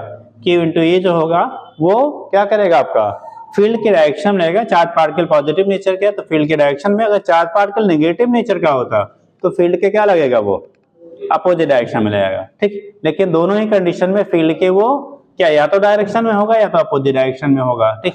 तो इसकी वजह से क्या होगा? जो पाथ होगा, देखो इनिशियल वेलोसिटी बेटा आपने यू ले लो, अभी चूंकि हम लोग इनिशियली यू के टर्म में ही ले रहे हैं तो यू ही ले लीजिए। समझ, इनिशियल वेलोसिटी इसका बेटा यू है, तो यू वेलोसिटी से अगर ये क्या कर रहा है, इसमें इंटर कर रहा है, तो जब यू वेलोसिटी से इंटर करेगा तो इस केस में इसकी वजह से ये इधर की तरफ मूव करना चाहेगा और जो फोर्स लग रहा है उसकी वजह से ऊपर की तरफ जाना चाहेगा। तो फाइनली ये देखा जाता है कि आपका जो यहाँ पे मोशन आपका होता है चार्ज पार्टिकल, ना तो सीधा इधर जा पाता ना इधर जा पाता है, बल्कि एक प्रोजेक्टाइल पाथ पे जाता हुआ यहाँ से क्रॉस करता है, ठीक। कैसे? प्रोजेक्टाइल पाथ पे जाता हुआ क्रॉस करता है बेटा। लाइट जल रही है मोबाइल की, देख, ठीक। तो उस केस में क्या होगा? वो प्रोजेक्टाइल पाथ से होता हुआ क्या करेगा? मूव करेगा। अब कंडीशन क्या होता है, अगर एक पर्टिकुलर रीजन की हम लोग बात कर रहे हैं तो उतने में उसका एक्स और वाई का क्या रिलेशंस मिलेगा। तो सपोज दैट हमने यहाँ से यहाँ तक इसके डिस्टेंस को अगर एक्स मान लिया और ये वाला डिस्टेंस हमने वाई कर लिया, ठीक। तो इसका जो पाथ आपका होता है, याद रखेंगे, जो पाथ आपका होगा वो हमारा प्रोजेक्टाइल होगा, वेलोसिटी u है। अब आपको बोला जा रहा है जो वेलोसिटी इनिशियल u लिया है, x डायरेक्शन में उसका डिस्प्लेसमेंट आपने, यानी कि along the direction of velocity जो है वो x लिया आपने, तो x डिस्टेंस उससे जाने में जो टाइम लगेगा x equal to u into t के बराबर हो जाएगा। आप याद करो प्रोजेक्टाइल मोशन आपको पढ़ाया गया था, सेम कंडीशन वही आती है, ठीक है। अरे वहाँ ऊपर से नीचे आ रहा था, यहाँ हम क्या कर रहे हैं, ये बस अरे फील्ड उल्टा ले लो तो नीचे की तरफ आएगा यार, ठीक। तो ये कंडीशन हो गया है। आपकी जो डिस्प्लेसमेंट होगा हॉरिजॉन्टल किसी टाइम टी पे, अगर मान लो हम लोग निकालते हैं x equal to v u into t के बराबर हो जाएगा, ठीक। या टी की वैल्यू निकालना चाहेगा तो x बाई क्या हो जाएगा? u हो जाएगा। y यानी कि टाइम टेकन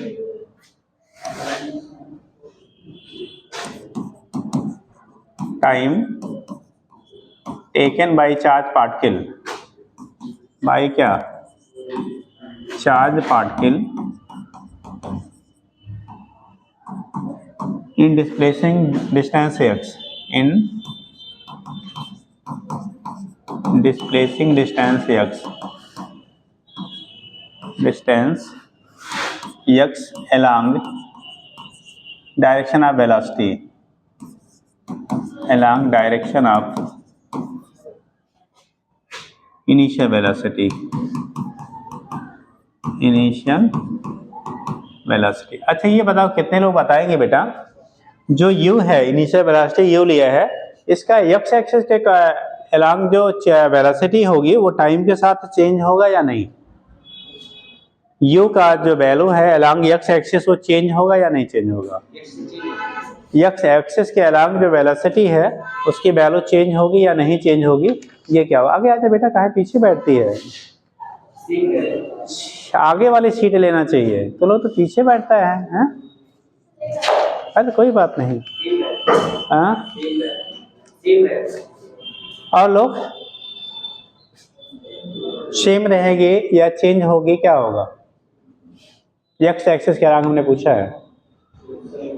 देखो कोई भी पार्टिकल है बेटा, अगर मोशन कर रहा है उसकी वेलोसिटी में चेंज उस डायरेक्शन में तभी होगा जब कोई फोर्स उस डायरेक्शन में लग रहा हो, ठीक।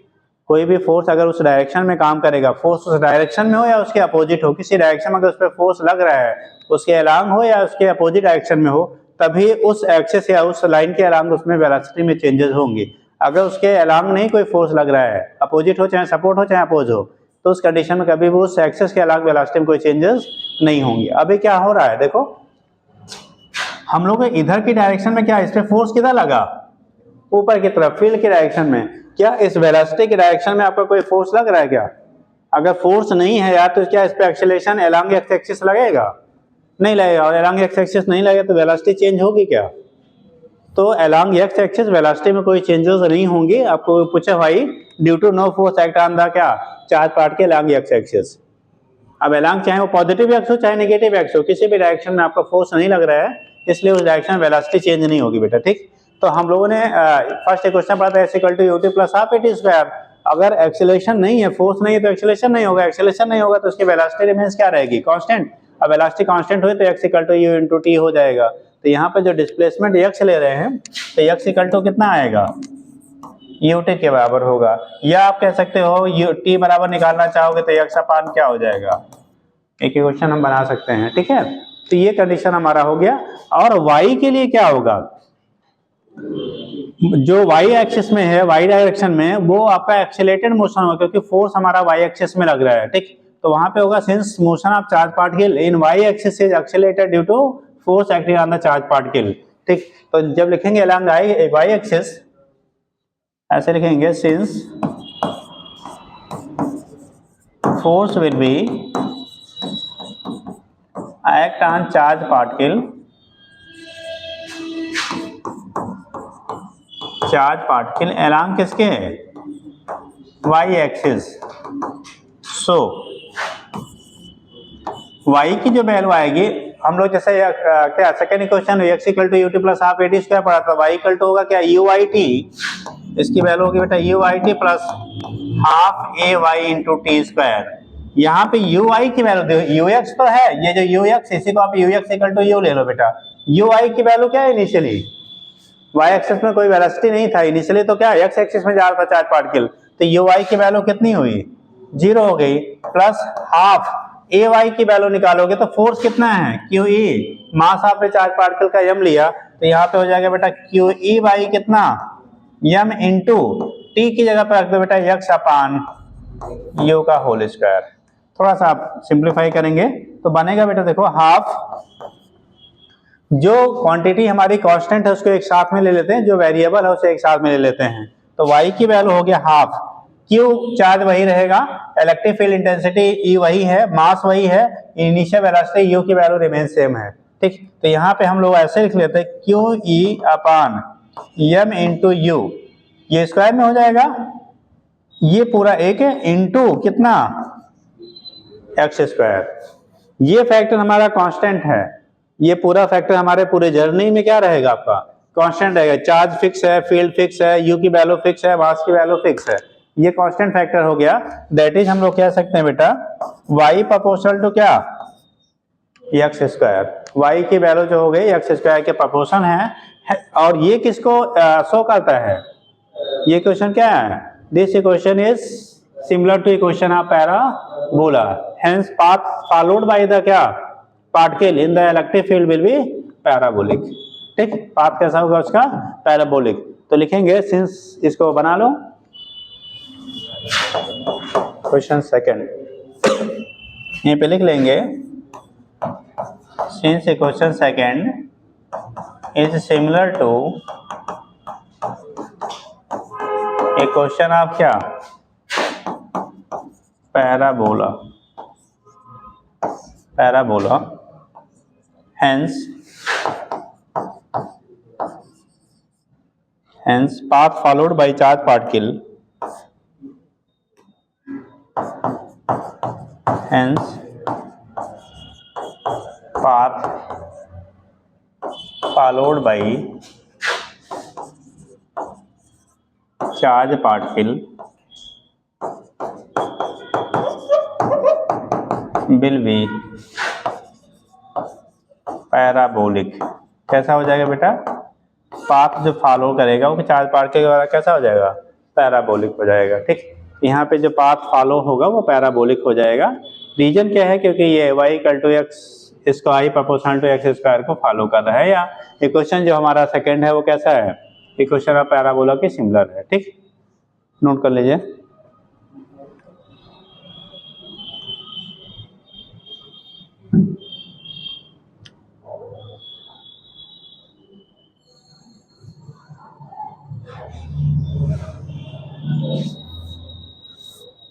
जी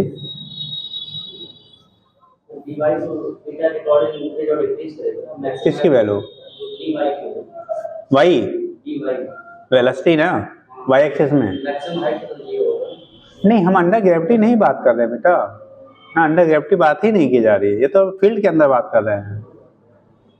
ये हम अंडर ग्रेविटी नहीं फेंक रहे हैं, हम किस में फेंके हैं, इलेक्ट्रिक फील्ड के अंदर। जब हम इलेक्ट्रिक फील्ड के अंदर स्टडी कर रहे हैं वहां पे ग्रेविटी को भूल जाते हैं। अरे आप फिजिक्स पढ़ रहे हो, दिमाग में मैथ लेके चल रहे हो तो दोनों गड़बड़ा जाएगा। तो जो पढ़ रहे हैं तो वही पढ़ो। मतलब अभी हम जब लोग क्या कर रहे हैं, इलेक्ट्रिक फील्ड में स्टडी कर रहे हैं, that means gravitational field will B ignorable. अरे कमरे मित्र हैं, है ना, है ना जी, ये बोल रहे थोड़ी। अरे ठीक है, इंटरेस्ट लो, लेकिन थोड़ा थोड़ा यार।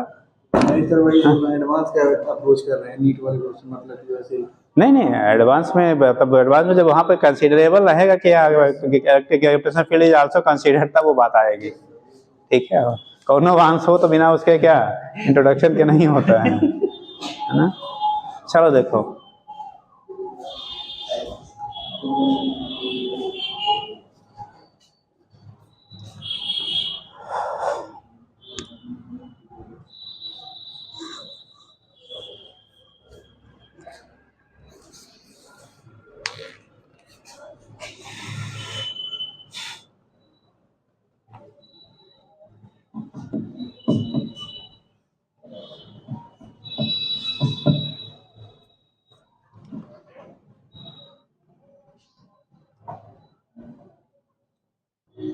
हो गया जी, जल्दी करो।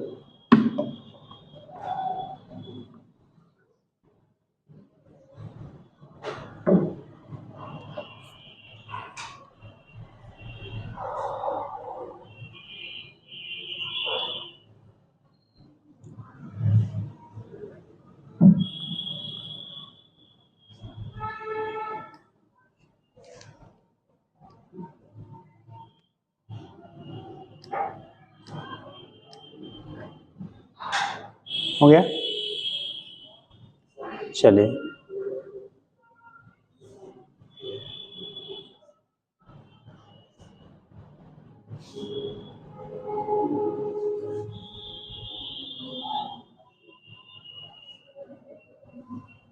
लिखिएगा। इसमें वेलोसिटी अगर किसी पॉइंट पे आपको फाइंड आउट करना है बेटा, क्या फाइंड आउट करना है, वेलोसिटी, तो आपने कहा कि ux की वैल्यू तो हमेशा कांस्टेंट रहेगा, कहीं भी रहेगा किसी पॉइंट पे उसकी वैल्यू कोई चेंजेस नहीं आएगी। लेकिन जो vy होगा, ठीक है, vx तो हमेशा कांस्टेंट है u के बराबर, लेकिन vy की जो वैल्यू होगी वो हमारा टाइम के अकॉर्डिंग क्या करेगा, आपका चेंज होगा। तो जब हम लोग रिजल्टेंट निकालेंगे, चूंकि x और y दोनों म्यूचुअली परपेंडिकुलर है, तो मैग्नीट्यूड दोनों का होगा vx स्क्वायर प्लस कितना vy स्क्वायर, तो दोनों के सम के क्या हो जाएगा, आपका वेक्टर सम के बराबर होगा। और जब हम वेक्टर सम करेंगे तो स्क्वायर रूट करके निकालेंगे। ठीक, तो लिखेंगे वेलोसिटी, हो गया बेटा, ये लिखेंगे वेलोसिटी, पॉइंट बना लेना आप, velocity of charge particle at any time, at any time t। किसी टाइम पे अगर वेलोसिटी हम लोग निकालते हैं बेटा, चार्ज पार्टिकल की वेलोसिटी निकालेंगे, मान लो यहाँ पे, जैसे मान लो किसी इंस्टेंट पे हमने यहीं पे ले लेते हैं, अगर मान लो यहाँ पे टाइम t है, तो इसका जो vx होगा ना, vx की वैल्यू तो u के बराबर होगा बेटा, लेकिन जो vy होगा उसकी वैल्यू हमारा क्या, देखो अभी हमने पीछे वेलोसिटी निकाला था, वेलोसिटी कितना आया था, वेलोसिटी की वैल्यू किसी पॉइंट पे अगर हम लोग y एक्सिस में जाएंगे तो फोर्स है QE बाई m एक्सीलरेशन हो जाएगा, इंटू क्या हो गया, t हो गया, तो QE by m into t के क्या हो जाएगा, बराबर हो जाएगा। तो उस स्टैंड पे जो वेलोसिटी होगी QE बाई m इंटू क्या हो गया, टी के बराबर हो गया। तो अगर वो टी टाइम पे हम लोग पॉइंट बी पे पहुंचे, मान लो यहाँ पे इनिशियल पॉइंट था, यहाँ पे पहुंचने हमें टाइम कितना लगा, टी टाइम लगा, तो वेलोसिटी आएगी बेटा क्यू ई बाई क्या इंटू टी बाई कितना, अरे एफ बाई एम होता है फोर्स इंटू क्या, जब एक्सीलरेशन इंटू क्या टाइम लेंगे v equal to u plus a t, u की वैल्यू वाई डायरेक्शन में 0 था तो ए टी के बराबर होगा ए की value q e by m हो गया इंटू टी हो गया, तो ये वेलोसिटी हो गया। तो वेलोसिटी जो होगा किसी पॉइंट पर अगर हम लोग निकालेंगे तो v की वैल्यू होगी under root v x square plus कितना वी वाई स्क्वायर, और वी एक्स की वैल्यू हमने लिखा था किसके बराबर है, u के बराबर है, तो v x equal to u हो गया। वही डायग्राम में इसको इंडिकेट कर लेना बेटा, ऐसे डायग्राम में इंडिकेट कर लो, ठीक, जल्दी इंडिकेट करिए तब आगे बताएं, टाइम बता देना बेटा, सर्कल लेट ना हो यार। हाँ अच्छा हो गया, अभी कहाँ हो गए गधे, कितना टाइम हुआ, हाँ अरे कोई बात नहीं, सर्फ के आने का टाइम नहीं हुआ है ना, तो फिर हो गया। तो ये कंडीशन आपका होगा, यहां से जब दिखाओगे बेटा तो Q into t by m, ये नोट कर लिया, चलो आगे देखो। तो यू स्क्वायर प्लस बी की जो वैल्यू होगी बेटा वो अभी आपने लिखा Q A into t by कितना है एम का होल स्क्वायर। ये कंडीशन नेट वेलोसिटी हो गया किसी टाइम टी पे, जो वेलोसिटी हमारा रिजल्टेंट होगा अगर किसी इंस्टेंट टी पे आपको निकालना है तो ये कंडीशन हो गया u square plus q e by t q into t by m का होल स्क्वायर, या उसका स्क्वायर के टर्म में पूरा रख देंगे। तो आप इसी को ओपन कर लीजिए आर करके, v equal to under root कितना U square plus Q square into E square into T square by कितना एम स्क्वायर हो जाएगा बेटा। आप स्क्वायर के टर्म में लेना चाहते सारे को तो स्क्वायर के टर्म में कर लीजिए। तो यहाँ से बेटा हम लोग किसी भी पॉइंट पर अगर वेलोसिटी निकालना है तो वैल्यू निकाल लेंगे, ठीक।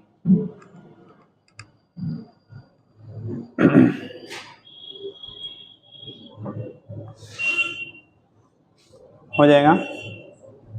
तो ये तो केस होगा कोई चार्ज पार्टिकल का नॉन यूनिफॉर्म फील्ड में है तो उस कंडीशन में क्या होगा, कैसे होगा, ठीक। आपको एक दिन पहले हमने शायद समझा दिया था इक्विलिब्रियम चार्ज पार्टिकल की, बता दिया था ना, स्टेबल और अनस्टेबल कब होगा बता दिया है। चलिए ठीक है।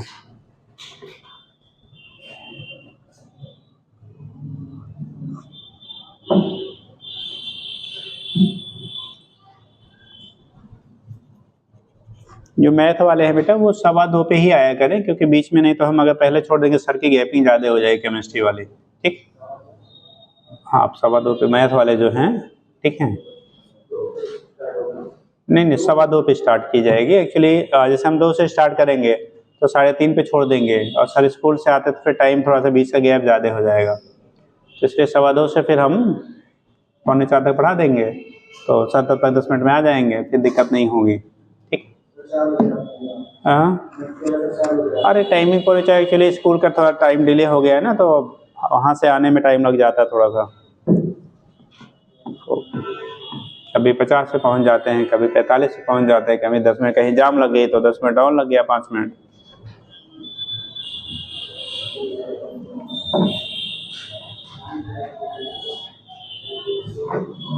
हो गया बेटा। तो v की वैल्यू हो गया, और जब हम आ जाए करें क्लास आने तब आप लोग यहाँ आइए, नहीं तो गेट पे खड़े हो जाते हो तो बाय वाले सर को छोड़ना ही पड़ेगा। हाँ बंदरी टीम आ गई है ना, तो छोड़ देते हैं वो, तो जब तक जो है टाइम ना हुआ अगर करें तब तक। हो गया बेटा। चलो देखो, तो कंडीशन क्या होता है, इसी के बेस पे क्वेश्चन आपको डिजाइन होता है कि अगर कोई चार्ज पार्टिकल है उसको इलेक्ट्रिक फील्ड में हम लोग सस्पेंड कर रहे हैं, तो उसके किसी पोजीशन पे इक्विलिब्रियम के लिए क्या सिचुएशन होगी। अगर इलेक्ट्रिक फील्ड पीछे शायद एक्सप्लेन कर दिया था पहले ही, अगर चार्ज पार्टिकल है उसे आप क्या किसी फील्ड में रख रहे हैं तो उस केस में उसका इक्विलिब्रियम मेंटेन करने के लिए फील्ड की डायरेक्शन क्या होनी चाहिए, अपवर्ड डाउनवर्ड, या depends on nature of the charge particle, या कैन नॉट क्या एग्जिस्ट इक्विलिब्रियम, क्या होगा। अगर कोई चार्ज पार्टिकल है बेटा उसको हम लोग इक्विलिब्रियम मेंटेन करना चाह रहे हैं, ठीक, तो उस केस में जो इलेक्ट्रिक फील्ड की डायरेक्शन होगी उस इक्विलिब्रियम के लिए ग्रेविटेशनल फील्ड में रखा, ग्रेविटी अंदर ग्रेविटी रखा गया, ध्यान रखिएगा। अब हम लोग जो डिस्कस कर रहे हैं चार्ज पार्टिकल प्रेजेंट इन क्या gravitational field and electric field both, जहाँ इलेक्ट्रिक और ग्रेविटेशनल फील्ड दोनों काम कर रहे हैं, उस रीजन में बोला गया है कोई चार्ज पार्टिकल है, अगर यह मास क्या है, चार्ज क्यू है, ठीक। तो उस कंडीशन में उसे इक्विलिब्रियम मेंटेन करने के लिए जो इलेक्ट्रिक फील्ड की डायरेक्शन होनी चाहिए वो किधर होनी चाहिए, ठीक है। डायरेक्शन डिपेंड करेगा nature of the charge particle, या डिपेंड करेगा मास पे, या दोनों पे, या किसी पे नहीं। हाँ, किस पे? खड़े हो जाओ भैया। चार्ज के, अगर चार्ज नेगेटिवली चार्ज है तो फील्ड की डायरेक्शन क्या होनी चाहिए?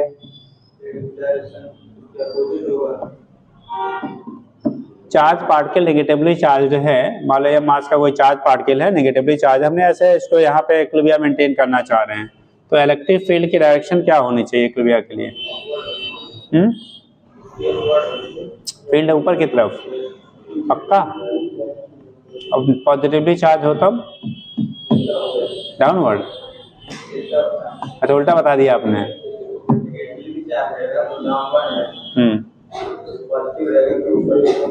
बैठ, अभी आपको बोला गया था बेटा, जैसे कोई चार्ज पार्टिकल है, अगर ये चार्ज पार्टिकल है, इक्विलिब्रियम यहाँ पॉजिटिव है, दूसरा नेगेटिव है, हमें दोनों का मास, मान लो आपने एम लिया, चार्जेस क्यू लिया है, मैग्नीट्यूड ऑफ चार्ज क्यू यहाँ प्लस क्यू है और यहाँ वाले पे कितना है, माइनस क्यू है, दोनों के मास एम है। अगर ये यहाँ पे इलेक्ट्रिक और मैग्नेटिक फील्ड दोनों काम कर रहे हैं तो इलेक्ट्रिक फील्ड जो होगा वो तो हम डिसाइड करेंगे कि इक्विलिब्रियम के लिए किधर डायरेक्शन होना चाहिए, लेकिन मैग्नेटिक क्या ग्रेविटेशनल फील्ड को हम नहीं डिसाइड, वो तो ऑलरेडी फिक्स है, कहाँ काम करेगा, डाउनवर्ड।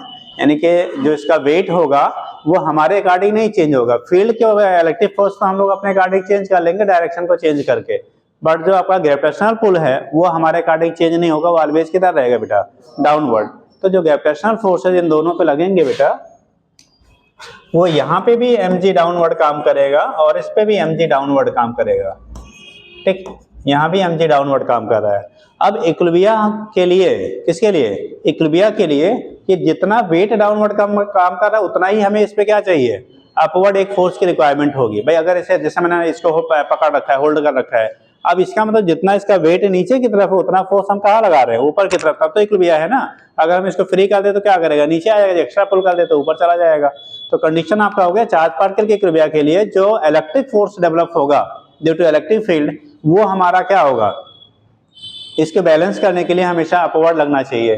अब अभी आपको बोला गया था कि पॉजिटिवली चार्ज पार्टिकल अगर होता है तो उस पर फोर्स फील्ड की डायरेक्शन में होता है, और नेगेटिवली चार्ज पार्टिकल होगा तो फोर्स फील्ड के अपोजिट डायरेक्शन में होगा। यानी कि फोर्स बेटा हमें इस पे किधर लगाना है, जो Fe लगना चाहिए वो किधर की तरफ, ऊपर लगना चाहिए, यहाँ पे भी Fe ऊपर की तरफ लगाना है हमें।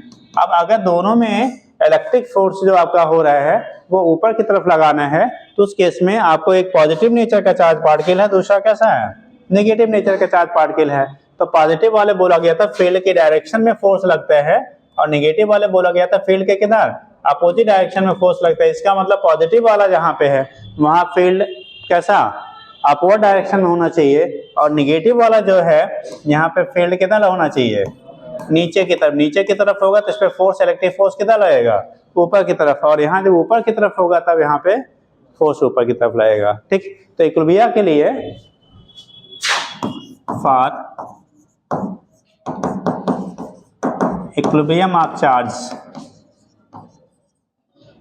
पार्टिकल, जो चार्ज पार्टिकल है बेटा, इसके इक्विलिब्रियम के लिए आपका होगा Fe इक्वल टू एफ या ग्रेविटेशनल Fg, और Fe की वैल्यू होगा बेटा Q into E equal to M into G. अगर इलेक्ट्रिक फील्ड इंटेंसिटी निकालना है बेटा तो mg बाई क्या कर लेंगे, Q के बराबर हो जाएगा। mg बाई क्या होगा, Q के बराबर होगा। डायरेक्शन हम यहाँ से डिसाइड करेंगे, डायरेक्शन को हम लोग यहाँ से डिसाइड करेंगे कि वो अपवर्ड होगा या डाउनवर्ड होगा, किधर होगा, उसके बेस पे डायरेक्शन डिसाइड हो जाता है। कहाँ रह गए थे साहब, लापरवाही है, इसे लेट नहीं कहते हैं, ठीक। अब फिर कहोगे कि हम बहुत सिंसियर रहते हैं, बहुत भाषा के अकॉर्डिंग कर्म भी करिए, क्योंकि जो आपने गेन किया था वो सब धीरे धीरे हम देख रहे हैं, इधर कारण कोई भी हो वो आप जानिए, ठीक। नीट ये नहीं पूछेगा आपके साथ क्या क्या कैजुअलिटी घटी, आपने ऐसा क्यों किया, ठीक। वो देखेगा आपने गोला सही भरा या गलत भरा, ठीक। अब आप जानिए आप क्या कर रहे हो। चलिए देखिए, E equal to mg by क्या होगा बेटा, Q के बराबर होगा। ए की जो वैल्यू होगी वो एम जी बाई क्या होगा, क्योंकि बराबर हो जाएगा इतने फील्ड की रिक्वायरमेंट होगी, तो वही पॉइंट बना लेना। Equilibrium of A suspended charge, for equilibrium of A suspended charge,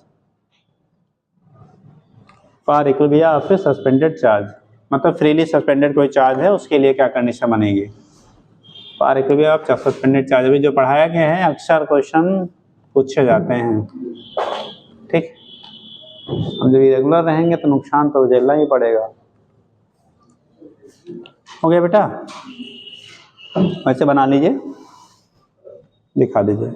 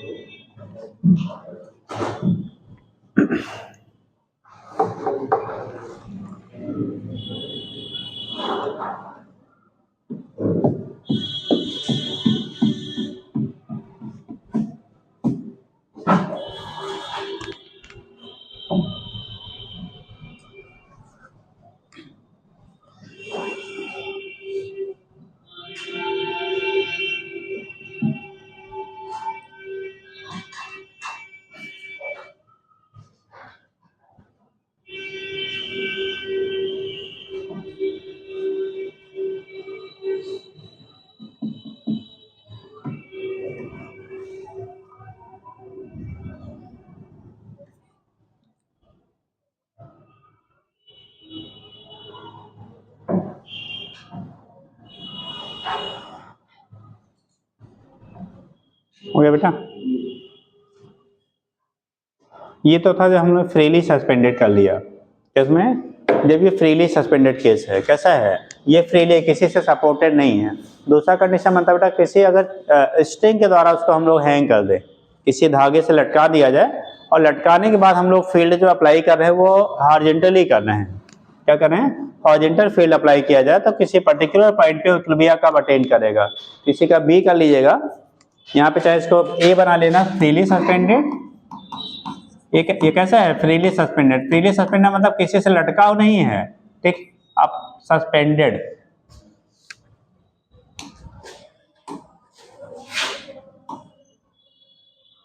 freely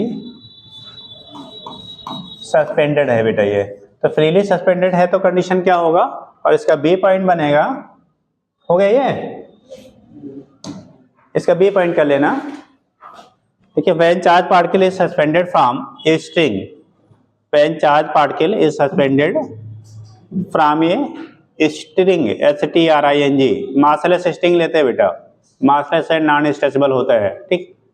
string is suspended from a string, किसी धागे से लटका दिया। देखो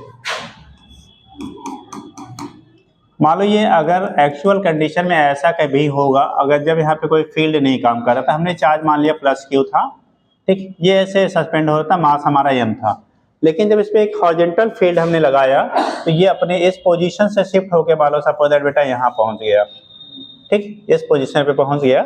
अब इसका जो मास होगा, मास किधर, वेट किधर काम करेगा, तो इसका वेट जो है बेटा वो डाउनवर्ड काम करेगा। अगर फील्ड की डायरेक्शन, ये चार्ज पॉजिटिव चार्ज है, तो इस पे अगर फील्ड हमारा इस डायरेक्शन में है, फील्ड की डायरेक्शन अगर हमने इसे राइटवर्ड लिया, तभी आपका ये चार्ज यहाँ से शिफ्ट होकर इधर आया। जैसे हम लोग कोई है ना, कोई बॉब लटकाया है, अब जब हम फोर्स लगाएंगे तभी तो इधर जाएगा ना, तो फोर्स जिधर लगाएंगे बेटा उधर की डायरेक्शन में डिस्प्लेस हो जाएगा। मान लो यहाँ डिस्प्लेस हुआ, इसका मैं ये एंगल आपको थीटा बना रहा है, वेट आपका mg है, तो इस केस में इसका मतलब यहाँ पे एक कोई फोर्स लगा Q इंटू E, जो फोर्स आपका लगा वो Q इंटू E, यानी कि इस पे जो इलेक्ट्रिक फील्ड या इलेक्ट्रिक फील्ड इंटेंसिटी E है, इस पे फोर्स लगा Q into E rightward direction में। अब इन दोनों फोर्सेस की वजह से ये मान लो इस पोजीशन पे इक्विलिब्रियम में है, एंगल कितना बना, थीटा। तो यहाँ पे इस स्ट्रिंग में, जिस स्ट्रिंग से हैंग किया गया, इसमें एक टेंशन डेवलप होगा बेटा, टेंशन के दो हमारे कंपोनेंट मिलेंगे इक्विलिब्रियम के लिए। इसका अगर ये थीटा है तो ये एंगल भी क्या होगा, थीटा होगा, ठीक। तो इधर वाला कंपोनेंट क्या आएगा, टी कॉस थीटा होगा, और इधर वाला जो है आपको कंपोनेंट मिलेगा ये टी साइन थीटा होगा। तो इक्विलिब्रियम कंडीशन में, इन इक्विलिब्रियम कंडीशन, अगर कंडीशन हम लोग कैसा ले रहे हैं बेटा, इक्विलिब्रियम की कंडीशन ले रहे हैं, in equilibrium condition T sine theta will be equal to Q into E, यानी कि जो इलेक्ट्रिक फील्ड की वजह से उस पर फोर्स लग रहा है वो इसके बराबर होना चाहिए, टी साइन थीटा के बराबर, और जो टी कॉस थीटा होगा बेटा ये mg के बराबर होना चाहिए। ठीक, अब यहाँ पे अगर हम लोग इसको इक्वेशन फर्स्ट कर ले, इसको सेकंड कर ले, फर्स्ट में सेकंड से डिवाइड कर दो, डिवाइडिंग क्वेश्चन फर्स्ट बाई क्या सेकंड, तो टी देखो क्या होगा, कैंसिल आउट हो जाएगा, तो साइन बाई कॉस यानी टेन थीटा इक्वल टू आएगा बेटा क्यू ई बाई कितना एम जी। ठीक, अब यहाँ से जो भी चीजें हमें फाइंड आउट करनी है, जो भी चीज आपको फाइंड आउट करनी है, इनके बेस पर रख के आप निकाल लेते हो। अगर यहाँ से थीटा निकालना है तो tan inverse Q e by क्या हो जाएगा, एम के बराबर होगा। इसी टाइम में खाली निकालना है तो आप ऐसे कर सकते हो, तो टेन थीटा की वैल्यू हो गया बेटा क्यू ई बाई एम के बराबर हो गया। अगर रिजल्टेंट हमको निकालना है क्या चीज, कितना टेंशन होगा, नेट टेंशन की वैल्यू क्या होगी, तो दोनों चूंकि फोर्सेस परपेंडिकुलर हैं तो net tension in the string अगर निकालना है तो स्क्वायर रूट कर लो। अगर नेट टेंशन की वैल्यू आपको निकालना है, net tension in the string, net tension in the string में नेट टेंशन की जो वैल्यू होगी तो टी की वैल्यू आएगी, दोनों परपेंडिकुलर है ना, तो under root q e square, q e का होल स्क्वायर प्लस कितना एम जी का स्क्वायर। ठीक, क्यू ई का whole square plus m g square के क्या हो जाएगा आपका बराबर होगा। तो यहाँ से हम लोग बेटा रिप्रेजेंट कर लेते हैं, तो रिजल्टेंट जो टेंशन होगा वो वैल्यू आपकी इसके बेस पर आपका रिप्रेजेंटेशन हो जाता है कितना आपका होगा। ठीक, कर लेंगे। चलिए ये चीज़ें आपकी हो गई, फिर बाकी कल कराते हैं।